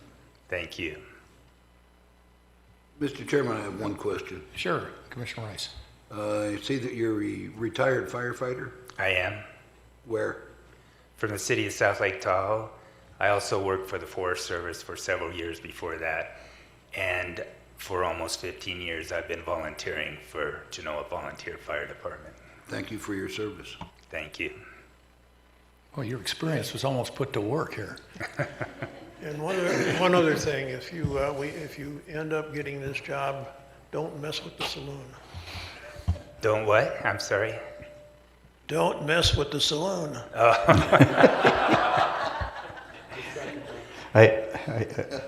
Mr. Chair, I have a quick question. Commissioner Gardner. Yes, I notice your email is Otter 43. So what's the significance of that otter? Well, it's a result of a joke that was made about me when I first got hired in the fire department, and I don't think it's appropriate to.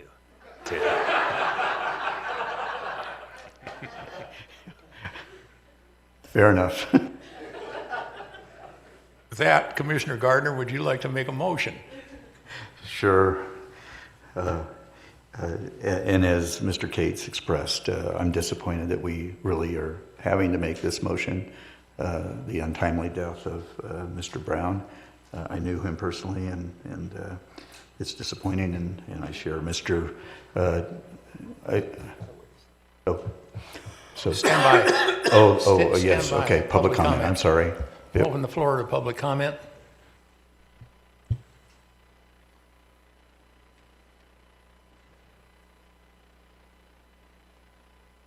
Anything on Zoom, Marcia? Thank you, Mr. Chair. Marcia Johnson for the record. If you would like to provide public comment for item number 9, please raise your hand. I do have one caller I'll check with.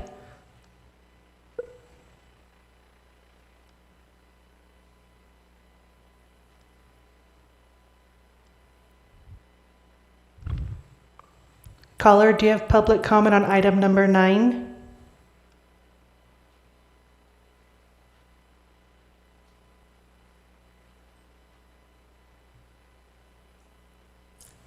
No response and no public comment online. Seeing no further public comment, we'll bring it back to the board. Anything further from the board? Commissioner Gardner? I move for the approval of the appointment of Mr.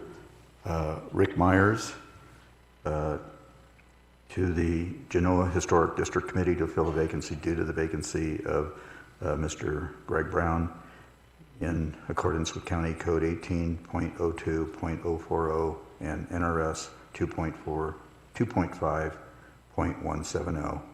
The appointee will serve for the remaining unexpired term of September 2021 through December 31st of 2022. I'll second. We have a motion by Commissioner Gardner, a second by Commissioner Rice. All those in favor signify by saying aye. Aye. Any opposed? The motion carries 5-0. Thank you for stepping up, sir. You can tell you're a real smoke eater.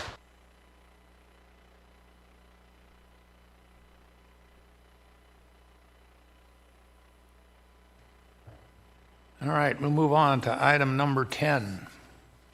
For possible action, discussion on the 5 appointments to the Vacation Home Rental, VHR, Advisory Board comprised of 2 residents of the Tahoe Township that are current VHR permit holders, 2 residents of the Tahoe Township that are not currently VHR permit holders, and 1 resident of the East Fork Township.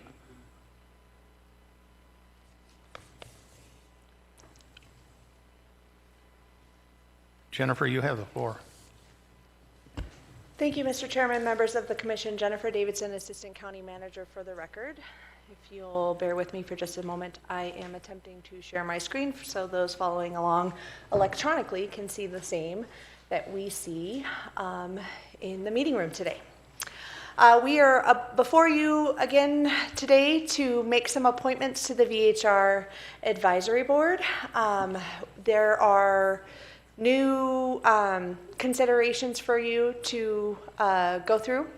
And so I thought, Mr. Chairman, it may be best to take these in the groups that are broken down in the new ordinance, which you just recently adopted earlier today. and maybe to consider them one at a time if you agree it's appropriate. The first category is the board should be looking at the applicants and the background information that was provided to you within your packet to determine which two existing VHR permit holders you would like to appoint to the board. The next category we would go through would be which two non-permit holders you wish to appoint. And the final category will be one individual from East Fork in the Valley. If you agree that is the appropriate process, sir, I would turn it over to the board. If you would rather proceed a different way, that of course is your prerogative. I am here and available to answer any questions. In addition, we have a number of individuals who applied who are available to answer any questions if you wish to interview them or need additional information from them to make your decision. We have some individuals who are participating on Zoom, others who are in attendance in the audience. That information has been provided to you on a supplemental document by Ms. Johnson. And is basically broken down. It's this sheet, just without some color coding that we have. And then some individuals were unable to attend and expressed their disappointment, but did say they had a prior commitment. With that, Mr. Chairman, I turn it over to you. I think the board's probably in accord with the direction that you're taking. In the interim, we would like to take this opportunity to have the candidates that wish to be on the board, if they're here, to introduce themselves to this board and have anything to say about your background or anything of that nature. Would any of you like to come up and introduce yourselves? Okay, come on up.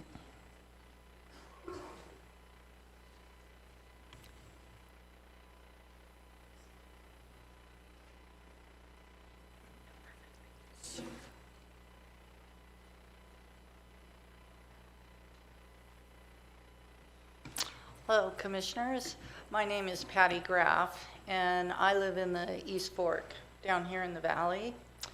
I've had extensive service with being on a couple of nonprofit boards and also property manager of my own investments. I bought a historical ranch.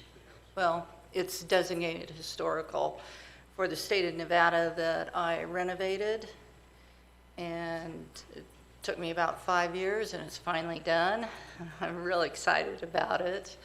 I feel that there should be a balance between residential homeowners and people who have vacation home rentals. There should be a balance. There's always going to be conflicts, but I think there can be compromises, and I'd like to see that, and I appreciate that you give me consideration, and I think that I could do a good job on this advisory committee. Thank you. Thank you, Ms. Graff. Do you have any questions for me? Yes. Where's the ranch? It is the old Stotic Ranch. It's off of Highway 88 and Waterloo. Thank you. You left one out. Well, yeah, I do have another one south. It's off of Kimmerlin and Highway 88. It's the old Allergetty Ranch. But currently, there's no buildings on that one yet. No, it's just open pasture. It's great. Yes, and I'm in the process of trying to preserve that. The first sale on that dates back to 1820, which I believe is one of the oldest ranches around here. And my ranch off of Waterloo and 88 dates back to 1866. Sure. Very good. Thank you, Thank Ms. you. Graff. Okay, next, sir. Good afternoon, Chairman and Commissioners. Thank you for your time. My name is James Martin. I'm an East Fork resident. In 1970, I graduated from Sacramento State College. Shortly thereafter, I started my professional career as a park ranger in Yosemite National Park. Then I went to the San Diego Police Department, where I was a police officer. And then I went to the San Diego District Attorney's Office as a criminal investigator and retired after 32 years. As a member of the District Attorney's Office, I investigated all the crimes in the California regulations and ordinances and stuff. I also did investigations for the grand jury. I saw cases go through the initial investigation all the way through the court process. I'm the past president of Genesee Highlands Homeowners Association, which was a 500-unit condo association in San Diego. We had very similar problems, very collateral problems with, I see with your VH program here, about the rules, regulations, and bylaws that were violated. I continually dealt with the owners and the tenants and the vendors that we dealt with from day to day. As also past president of the District Attorneys Association in San Diego County, the California District Attorney Investigators Association, and also the smaller Tecolote Youth Baseball, which is the youth baseball program, which I was the president of for 5 years. And if you don't think dealing with parents of baseball players at that age is grief, you got another thing coming. Everybody thinks their kids should play shortstop and pitch and bat first, and you just can't do that. So I've owned rental property for 45 years of my life. I liquidated it all in the last few years, but I dealt with tenants all the time, landlord-tenant stuff. Also, during my years of college in Sacramento and when I first went to San Diego, I was a renter, so I'm very cognizant of landlord-tenant issues. If you have any questions, I'm glad to answer them.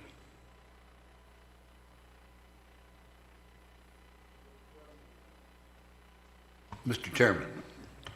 Rice. Just out of curiosity, seeing as I come from a law enforcement background, when you're with the district attorney investigators, what department was that with? That's with the San Diego County District Attorney. It's the fourth largest law firm in the United States. Thank you.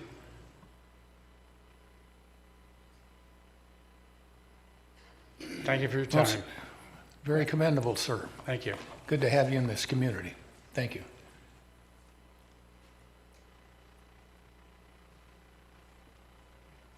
Hello, all. I'm Lauren Romaine. I didn't make any prepared statements, but basically Mickey made me come up and talk. I'm not a public speaker, but I had the honor of being on the task force for the 18 months that we were. I live at the lake. I'm on our HOA board in Summit Village. So I kind of wear a lot of different hats and see many different sides of this aspect, pros and cons. I look forward to continuing the positive work and finding a way to peacefully coexist. So, thank you. Ms. Romaine? Dang it, I almost cut away. Yes, sir. These guys might have some questions. Okay, You left something out about your background. I did. Yeah, you're a C-130 driver. Oh, in the Air that's all, Force. okay. Well, that's what you're talking about. Yes, yes. Any questions from the board? No, I did read all the background information from all of the candidates, and you did spend a lot of time working on the task force, and thank you for the hard work you guys put in. It was a good group, so it was frustrating at some times or whatever, but I think we came up with a positive, moving in the right direction type of thing, so I do also. thank you. Thank you. Thank you, Ms. Romaine. Yes. Good afternoon, Mickey Hempler. I know you all know me, but optically I thought it was best I come up and introduce myself.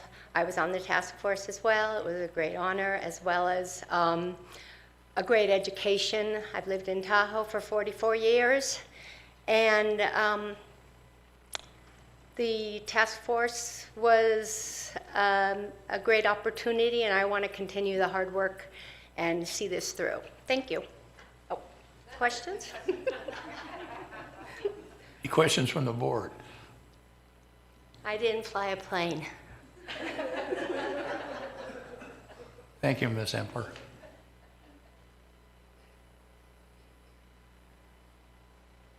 Hi, I'm Robert Trevant, and I flew both an O2 and an A7 in the Air Force. So that's part of my background. I'm an Air Force Academy grad in 1970, served 5 years in the Air Force. First driving an O2, then an A7. Got out in 75, went to law school on the GI Bill, and practiced law in Sacramento for 38 years. My practice was primarily civil litigation.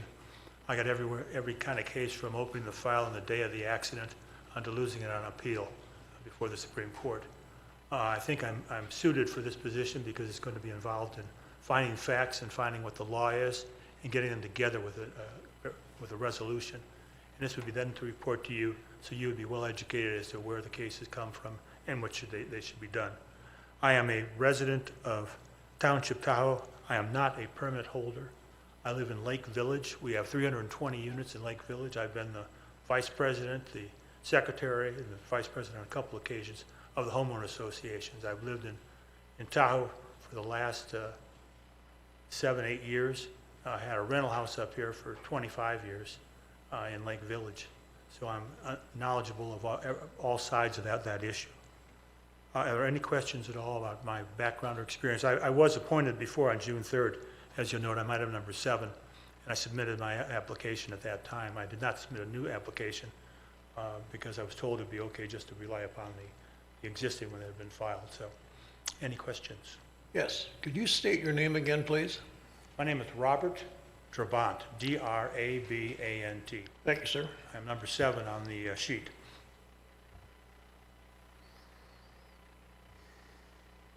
You must have spent some time in Nam. Did not. Did not? My brother says I'm the luckiest SOB in the world because I was flying combat aircraft in Texas and Louisiana for 5 years and just missed out on Vietnam. Did not serve in Vietnam. All said and done, it's probably best. True. Well, we appreciate any questions or comments from the board or anything. Well, sir, thank you very much. Thank you, gentlemen. Appreciate Okay. it.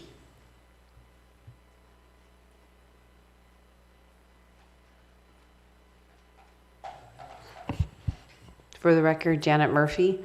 I just wanted to clarify during the interim when you had a break that Mr. Martin James, are you trying to get on the board for the East Fork? Yes. Okay. Just wanted, because I know we had a conversation with Commissioner Gardner and I, and we were talking about vacation rentals, and I asked him if we could do, if it's possible, some of their short-term rentals. They can do long-term because we need the housing. And he said, no way, because they make no money. I just wanted to clarify this so you know that, okay? And anyway, Janet Murphy, you know my drill. I'm not against them. I just believe they need to be in certain places and maintained. Thank you for your time. Wait a minute. Any questions from the board? Okay, thank you, Ms. Murphy. Anybody else from the chambers? Marcia, anybody on Zoom? Thank you, Mr. Chair. Marcia Johnson, for the record. We do have one person with their hand raised.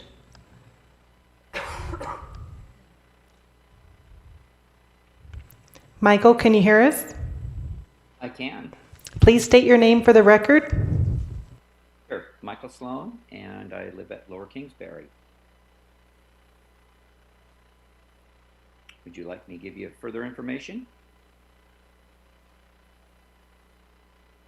Yes, tell us why you're qualified for this position. Well, I don't know if I'm as qualified as the current task force, but let me tell you why. I served 34 years as a regional property director in California for 2,000 plus apartment homes. I've also owned rental properties and managed them myself. Current owner of a Tier 1 in Lower Kingsbury, and I live at Lower Kingsbury, I think I said. And so I've been on lots of national and state conferences, and former real estate license. Retired, told myself I'd never get into the fray again, but when the VHR came up, I decided to jump back in. I was really pleased that I sent a email to all the commissioners on February of 21, and part of my recommendation was to have the minimum age of 25. I'm really glad that that came through. And, but looking forward to helping out, but I'm not so sure I'm as qualified as some of the current tasks since they have the background. So if it comes down to them, I would like to defer to them, but I'm more than pleased to serve. Any questions from the board? Thank you very much for your stepping up, and we'll take everything under submission moving forward now. Mr. Chair? Yes. I'm sorry. Since Mr. Sloan brought up the idea or the aspect that he's a Tier 1, and we're looking at two people that are current VHR owners, and one of those is Lauren Romaine, who Lauren, did you operate a Tier 1, Tier 2, Tier 3 net?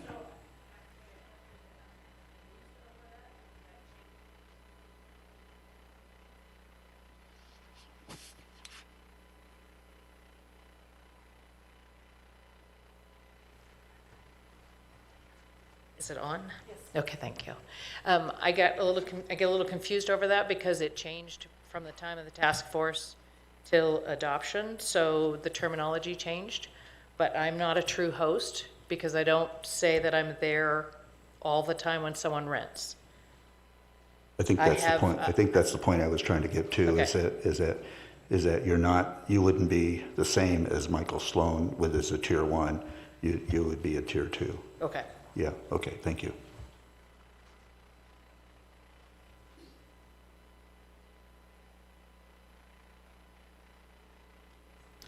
Mr. Chairman, just for clarification, we do have a number of individuals still indicating a desire on Zoom to speak.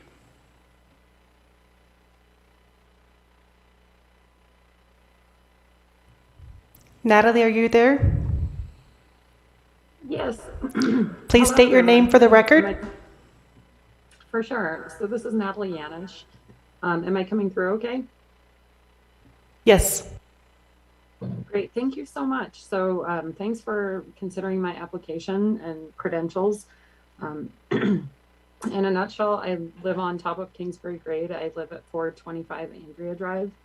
I was on the VHR Task Force Committee and would like to also give a lot of applaud to Mickey and Lauren, who are also applying for positions on this advisory board. I know that, I think that she had said that we were frustrated. It was a frustrating meeting, but we all walked out shaking hands. And so I think that kind of shows the, resiliency of our community, that we can all get together because we want the same thing. And, we can all walk out friends in the end, regardless of whatever we had discussed. We always had each other's backs on that committee. So I really appreciate all of the task force volunteerism. But I wanted to put my name in the hat. I have been in Lake Tahoe since 2002. I'm a very community-driven person. So I sit on quite a few different boards and I know that we have a lot of issues as a recreational destination. And I drive these streets every day. I live between two VHRs. I understand what's going on in our community. And I also have the background of having been working real estate for some time. So I understand the needs of the housing community. I volunteered on the TRPA Living and Working Group, which I currently sit on. And then I've also been an elected official for the Kingsbury General Improvement District. So I understand how water and utilities are impacted in our community by different uses for land zoning in our residential neighborhoods. So I feel like I bring a lot to the table. I'm a very open person when it comes to other people's ideas. So I think that it's great that you're allowing people to apply and have this position so that you can hear from people who are actually, working in the community. I can tell you I represent quite a few second homeowners in the past and also a lot of primary residents. And I think that's just because a lot of folks that are my age are, still buying into the community and looking for different uses for their property. So I think I have that technical background, but also, communication and understanding of what our community would really like to see from a VHR standpoint. I can also tell you I volunteer on the Clean Tahoe Board, so we do litter abatement. I know trash was mentioned, and parking and noise, and these are, nuisances that a lot of jurisdictions deal with. I'm also on the Nevada League of Cities and Municipalities and the past president. So we deal with a lot of these policy-making issues and communicating with each other on best practices. So I think that I could bring those to the table. And again, I am open to other people's opinions, and I appreciate all of your time and consideration and looking at my application. Thank you.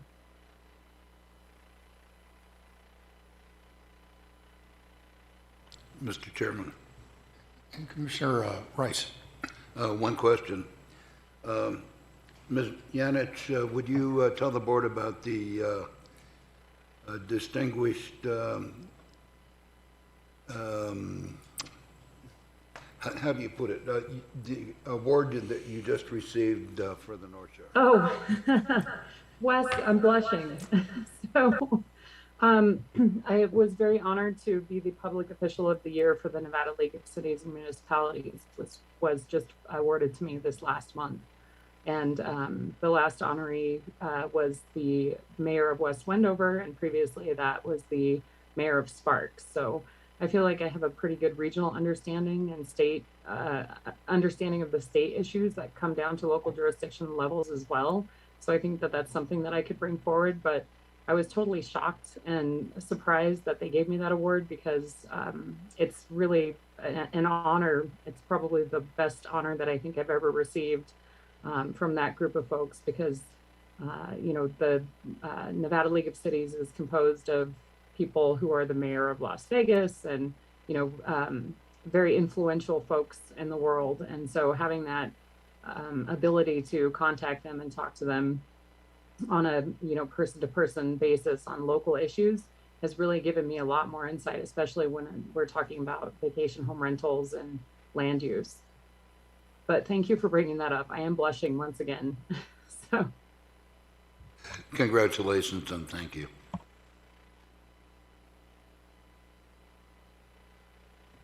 Thank you, Mr. Chair. Marsha Johnson for the record. At this time, I do not have anyone else who's showing interest to provide comment. All right. Not seeing any other people who wish to speak. We'll start the process. Ms. Davidson, do you want to give any guidelines in regard to how we might proceed? Mr. Chairman, I would direct your attention to the screen. I felt like the process we used the last time worked fairly well. It helped us reach some consensus. And so I would encourage you, if you agree, sir, to allow each commissioner to indicate who they may support. I will mark that on this, note that with a screen, an X on the screen. I would just also note for the record that Ms. Kaplan did withdraw her application this morning, and so she no longer wishes to be considered in this first category. The first category I would ask the commission to build some consensus around is the Tahoe Township VHR permit holders, and we're looking for 2 appointees from this category. With that, sir, I turn it over to the commission. Last time when we went through this, we had the people that we selected, they started this task force, and then we had to redo it, which we're doing now. So people who have served on the task force already, they have my support and endorsement. Lauren Romaine, Mickey Hempler, being 2. And then there is one gentleman who was here. He's not here. Keith Breyer. He is a resident of the Beach Club, and that has become a pretty contentious point of discussion in regard to vacation home rentals. So I'd like to see him on the board and Patty Graff, because Patty Graff has been doing a lot of work historically for the county. And I think she'd be a valuable member of the task force. That's, everybody's highly qualified. I mean, it's just, it's not that they don't have something to offer. And we've seen this with all these committees that we have here in the county. We have some incredibly talented and experienced professionals here, and we've seen it in audit, we've seen it in library, in everything. So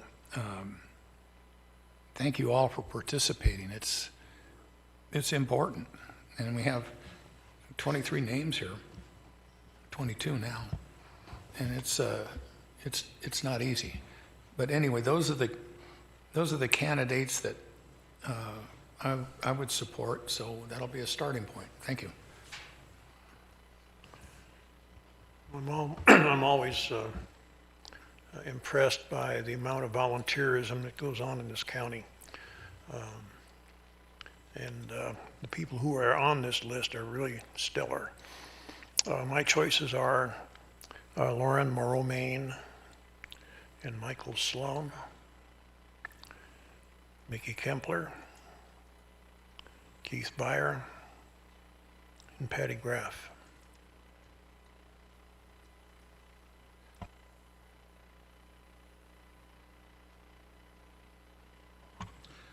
All right, mine,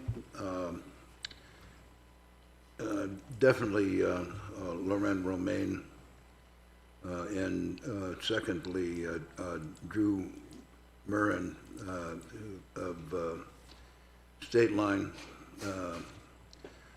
I like Mickey Hempler also, and Michael Johnson. Michael is a attorney who has served as a judge pro tem up at the lake. I've worked in his court on numerous occasions, and he's got a good legal mind and a personality that I think would blend well.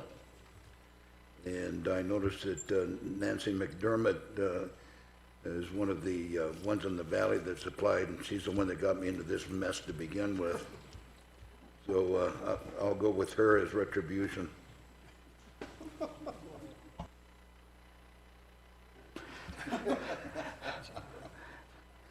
Commissioner Gardner? Thank you. Obviously, I don't want to reinvent the wheel, and there's several people here that we had already appointed, and so I'm certainly not of a mindset to change my views on that regard. So, Lauren Romaine did serve on the task force. She's a VHR owner in the Tier 2 level, so I think that's an extremely important appointment there. I do understand Mr. Rice's indication about Drew Murrin, except that his VHR happens to be in the same neighborhood as Lauren Romaine's, and so for that reason, I would prefer to go with somebody that is outside of that particular neighborhood. And we have an individual, Michael Sloan, who lives in Lower Kingsbury and is a Tier 1, which is a true host. I think that's good, and I think that's important. So I would have my support for the two VHR permit holders of Lauren Romaine and Michael Sloan. Where the difficult area gets into is this next group of people, because somehow we're going to have to, according to Judge Jones, eliminate two of those folks. And I don't mean that in a derogatory manner, but I share the feelings when we were discussing this ordinance. We had a lot of public comment out of the Beach Club, and so I'm inclined to stay with Keith Beyer, who we had previously appointed. And of course, Mickey Hempler was a previous member of the task force and another member that we had previously appointed. So I'm eager to have both Keith Beyer and Mickey Hempler in that regard.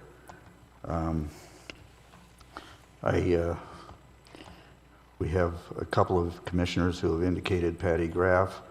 I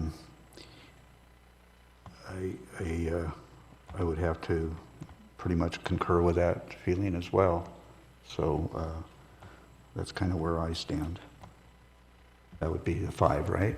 Is that right? 5? Okay, thank you. So I have a question. I like Michael Sloan. I've talked with him some as we were going through this process. I also have spoken a lot with Drew Murrin about this process and think they both would be good.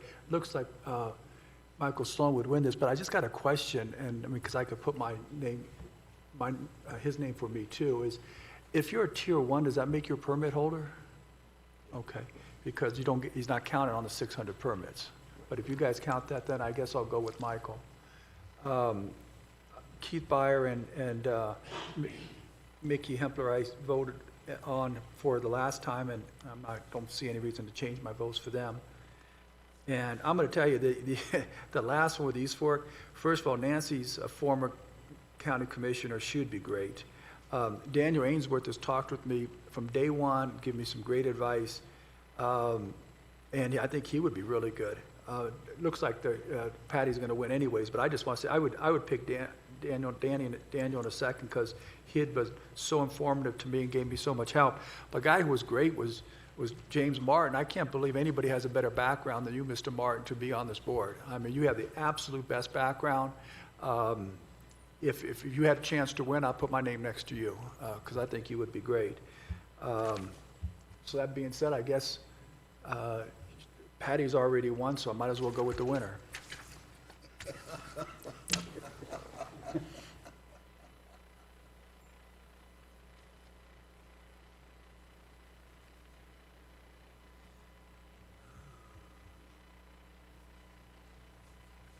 Okay, do we have a tally to start with? Yes, Mr. Chairman. With your permission, Jennifer Davidson, Assistant County Manager, for the record. It appears under the first category of VHR permit holders that there has been consensus built around Lauren Romaine and Michael Sloan. In the category of non-permit holders, there has been consensus, it appears consensus has been built around Mr. Keith Beyer and Ms. Mickey Hempler. And in the final category, East Fork non-permit holders, or excuse me, East Fork, it shouldn't say non-permit holders, it should just say East Fork. Patty Graff is who you have built some consensus around. With that, Mr. Chairman, I think my role has ended. Don't count on it. Good work, Jennifer. You've done yeoman work. For sure. Yes. We do. Sure, I'll go, if you don't mind. Mr. Chair? Oh, public comment, sir. Okay. We'll open this up for public comment from the, I'm going to say gallery, from the chambers. Seeing none, Marcia, anything on Zoom?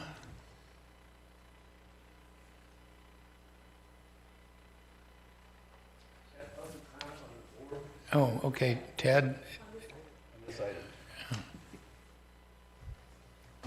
Thank you, Mr. Chair. Marcia Johnson for the record. If you would like to provide public comment on item number 10, please raise your hand.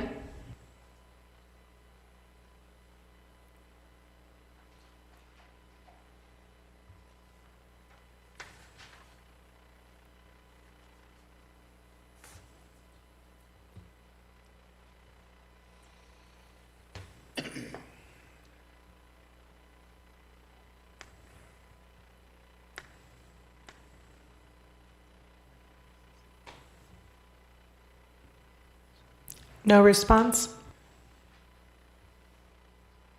Thank you, Marcia. Okay, we'll bring it back to the board.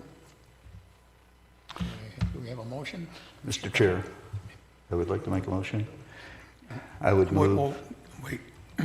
Ted, did you have a comment on this topic? Okay. Okay. Okay, I'm ready. Commissioner Gardner? Mr. Chair, I would move for the appointment of Lauren Romaine and Michael Sloan as the two representatives of the Tahoe Township that are current VHR permit holders, and Mickey Hempler and Keith Byer, who are the two residents of the Tahoe Township that are not current VHR owners, and Ms. Patty Graff as the resident of the East Torque Township to the Vacation Home Rental Advisory Board. Mr. Chairman, I'd like to second that. We have a motion by Commissioner Gardner, a second by Commissioner Rice. All those in favor signify by saying aye. Aye. Any opposed? The motion carries 5-0. Thank you very much. Thank you, Mr. Chairman. I hope you guys understand what you've gotten yourself into.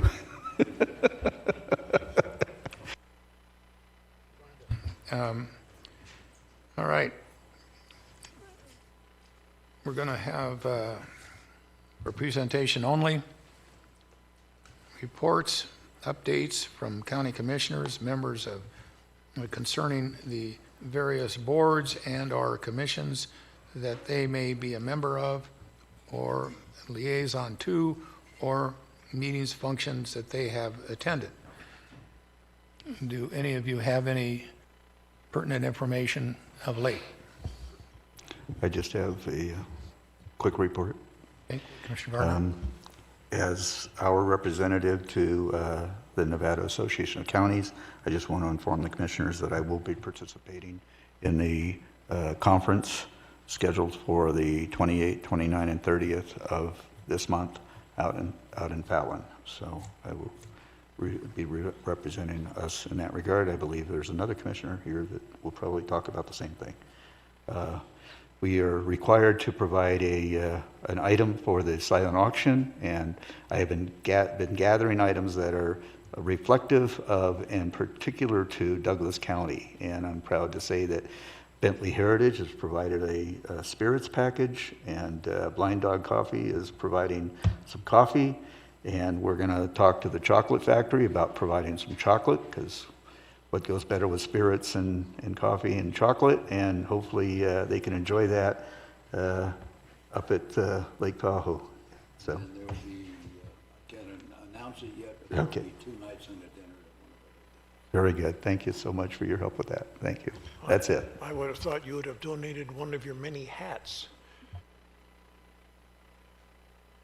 Yeah. No, sir, I've donated your hat. I had the privilege of sharing a phone call with Lisa Granahan for over an hour while going over the Economic Vitality Program, in which I will not tell you anything about because it takes too long. Commissioner Rice, were all those committees you on shut down during the fires? Or did you... As a matter of fact, nobody could get there. My phone was quiet. Darn. Anyway, we are back open. Everything on the California side and the Nevada side, at least in the Tahoe Basin, everybody's back in their houses that wants to be back in their houses. I did have the pleasure of attending the morning 10 o'clock briefing provided by CAL FIRE along with Forest Service, local fire departments, and law enforcement. That was very illuminating every morning to see the progress made, and I learned all these between the Tamarack fire and this fire. I've learned all sorts of fire jargon, so I will store that away for future use. I do want to say that I was very impressed with the response that we got from numerous agencies throughout the state of California and Nevada. And I was almost brought to tears when my wife and I and my daughter and her husband and my grandson, who were able to repopulate at least our house before they opened up Myers and Christmas Valley. We went out to dinner, and where we wanted to go out was just off of the parking lot for Heavenly. And that was one of the staging areas for the firefighters. And as we turned the corner, there were at least 100 people with signs thanking the firefighters and applauding as every truck went through. It was beautiful. Anyway, as far as the event center goes, we were set back a little bit time-wise. Nobody could get to work. So we're about 11 days behind, but they're catching up rapidly. And it looks like we will be opening the event center in January of 23 and possibly as early as December of 22. So things are going well. Sir? In the snow. In the snow. Hopefully. It's like Tahoe with a little snow. Commissioner Tarkanian, you have any? Yes, I had a really enjoyable meeting with my law library. It lasted 3 minutes and we were done.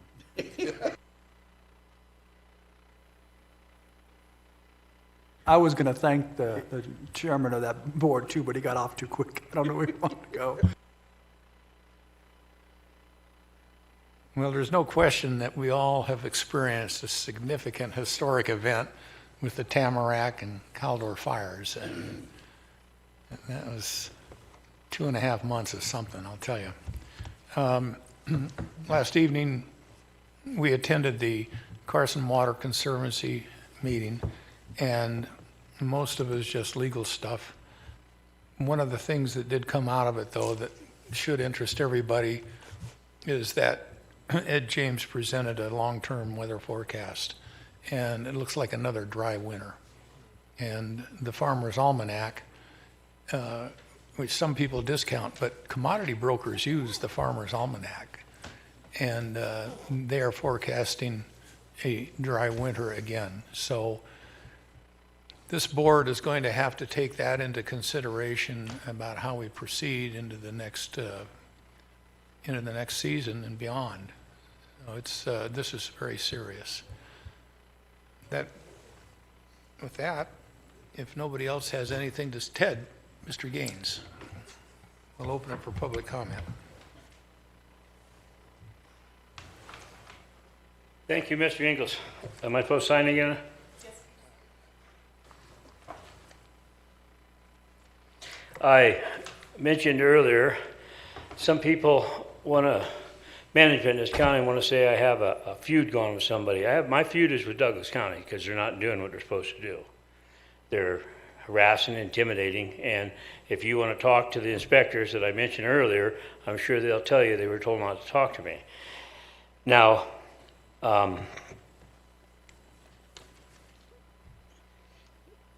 there has been stuff turned in to Mr. Cates. You guys can't hire and fire building officials and stuff like that. It's not your job. That's the management you hire. That's our county manager, our assistant manager, I believe. So what I told you is all proven.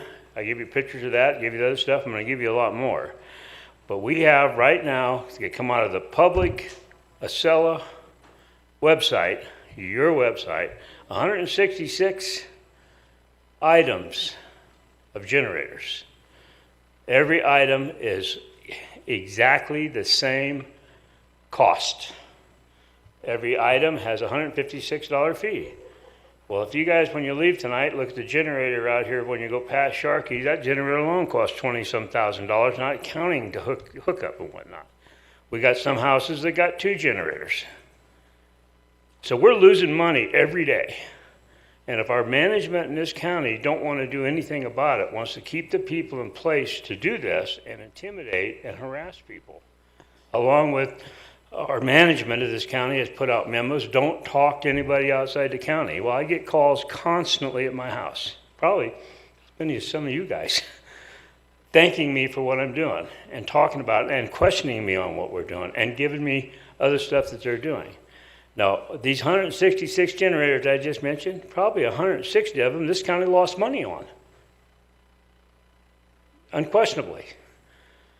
But nobody seems to care about it. Our management knows about it, and they're going to delay it a year like they did with the thing I said earlier, not do anything about it, and then come up with some excuse. So I am kind of hard on management, because if we don't have good management, I don't care what company you're with, whether it would be Hewlett Packard, Postal, whoever it is. If you don't have good management, you got a terrible product.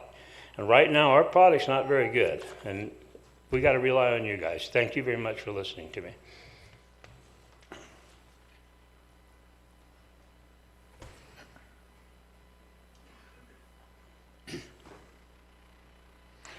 Mr. Chairman and Commissioners, my name is Bob Nemi. I live at 550 State Route 88. I've lived here for 18 years since I retired from Los Angeles City Fire Department. I promoted up to second in command of the fire department and was responsible for 3,400 members of the department. The reason I'm here today, and I know that it's to talk about the presentation by number 2 on NOSTAT around water, and I know that Commissioner Engel just mentioned about attending that meeting yesterday. I irrigate, I live on 20 acres, I live on an ag preserve, I can't subdivide it, which is fine with me. I irrigate about 120 acres of neighbors because they've lost their spouses and some of them aren't able to do the irrigation. Our water table fluctuates every year from good years to bad years between 6 foot from the surface to 15 feet. Other than that, it fluctuates all the time. We always have water. Does it affect us? Yes. I get water from the West Carson River, have water rights, and I haven't had a second cutting in about 4 years. And that's okay, but I understand when the snowpack melts, it's done. We don't have any more water. I do have subsurface rights, but it's not enough to put in an ag well to worry about irrigating. One of the things I even mentioned is that I was a member of the fire department and promoted up is I dealt with 15 bargaining units, and what it taught me is get the facts before you react. Now, I know that the presentation was modified. You're going to ask for a moratorium today on building. When I built my house in 2003, there was a disarray in the building department on permits. And because of that, I had to have 3 building permits to get my house and garage built because I did my garage, then I did my house, living quarters, then I had to have another permit to connect the two together with a breezeway to have it completed. So a moratorium could be a really devastating thing. One of the things that you do is you buy water from the city of Minden, and they pump 1 million gallons a day and give it to Carson City, and they dilute the water table in Indian Hills on the way because of federal laws back when said that you could only have so many parts per million of each different chemicals. Carson City had the same problem. So if we have a water problem, your contract with Carson City is reviewed every year. If you need to reduce water, you can reduce water. You could make a proposal to that. But to throw it out and stop building, I think that what I learned through 2003 up is they developed a 2% growth. And I know a lot of the developers have never come up and built to that demand, and they reserve those slots, and they're still sitting there, some of them, they've never been utilized. Even I read in the paper about Park Cattle Company building 2,500 homes, but that's over 30 years. That's 30 years. So you got to have enough foresight. So all I'm telling you and recommending to you as a board, before you take any action on any type of moratorium, is get the facts before you react. Thank you very much. Thank you, sir. Anybody on Zoom, Marcia? Thank you, Mr. Chair. Marcia Johnson for the record. If you would like to provide closing public comment, please raise your hand.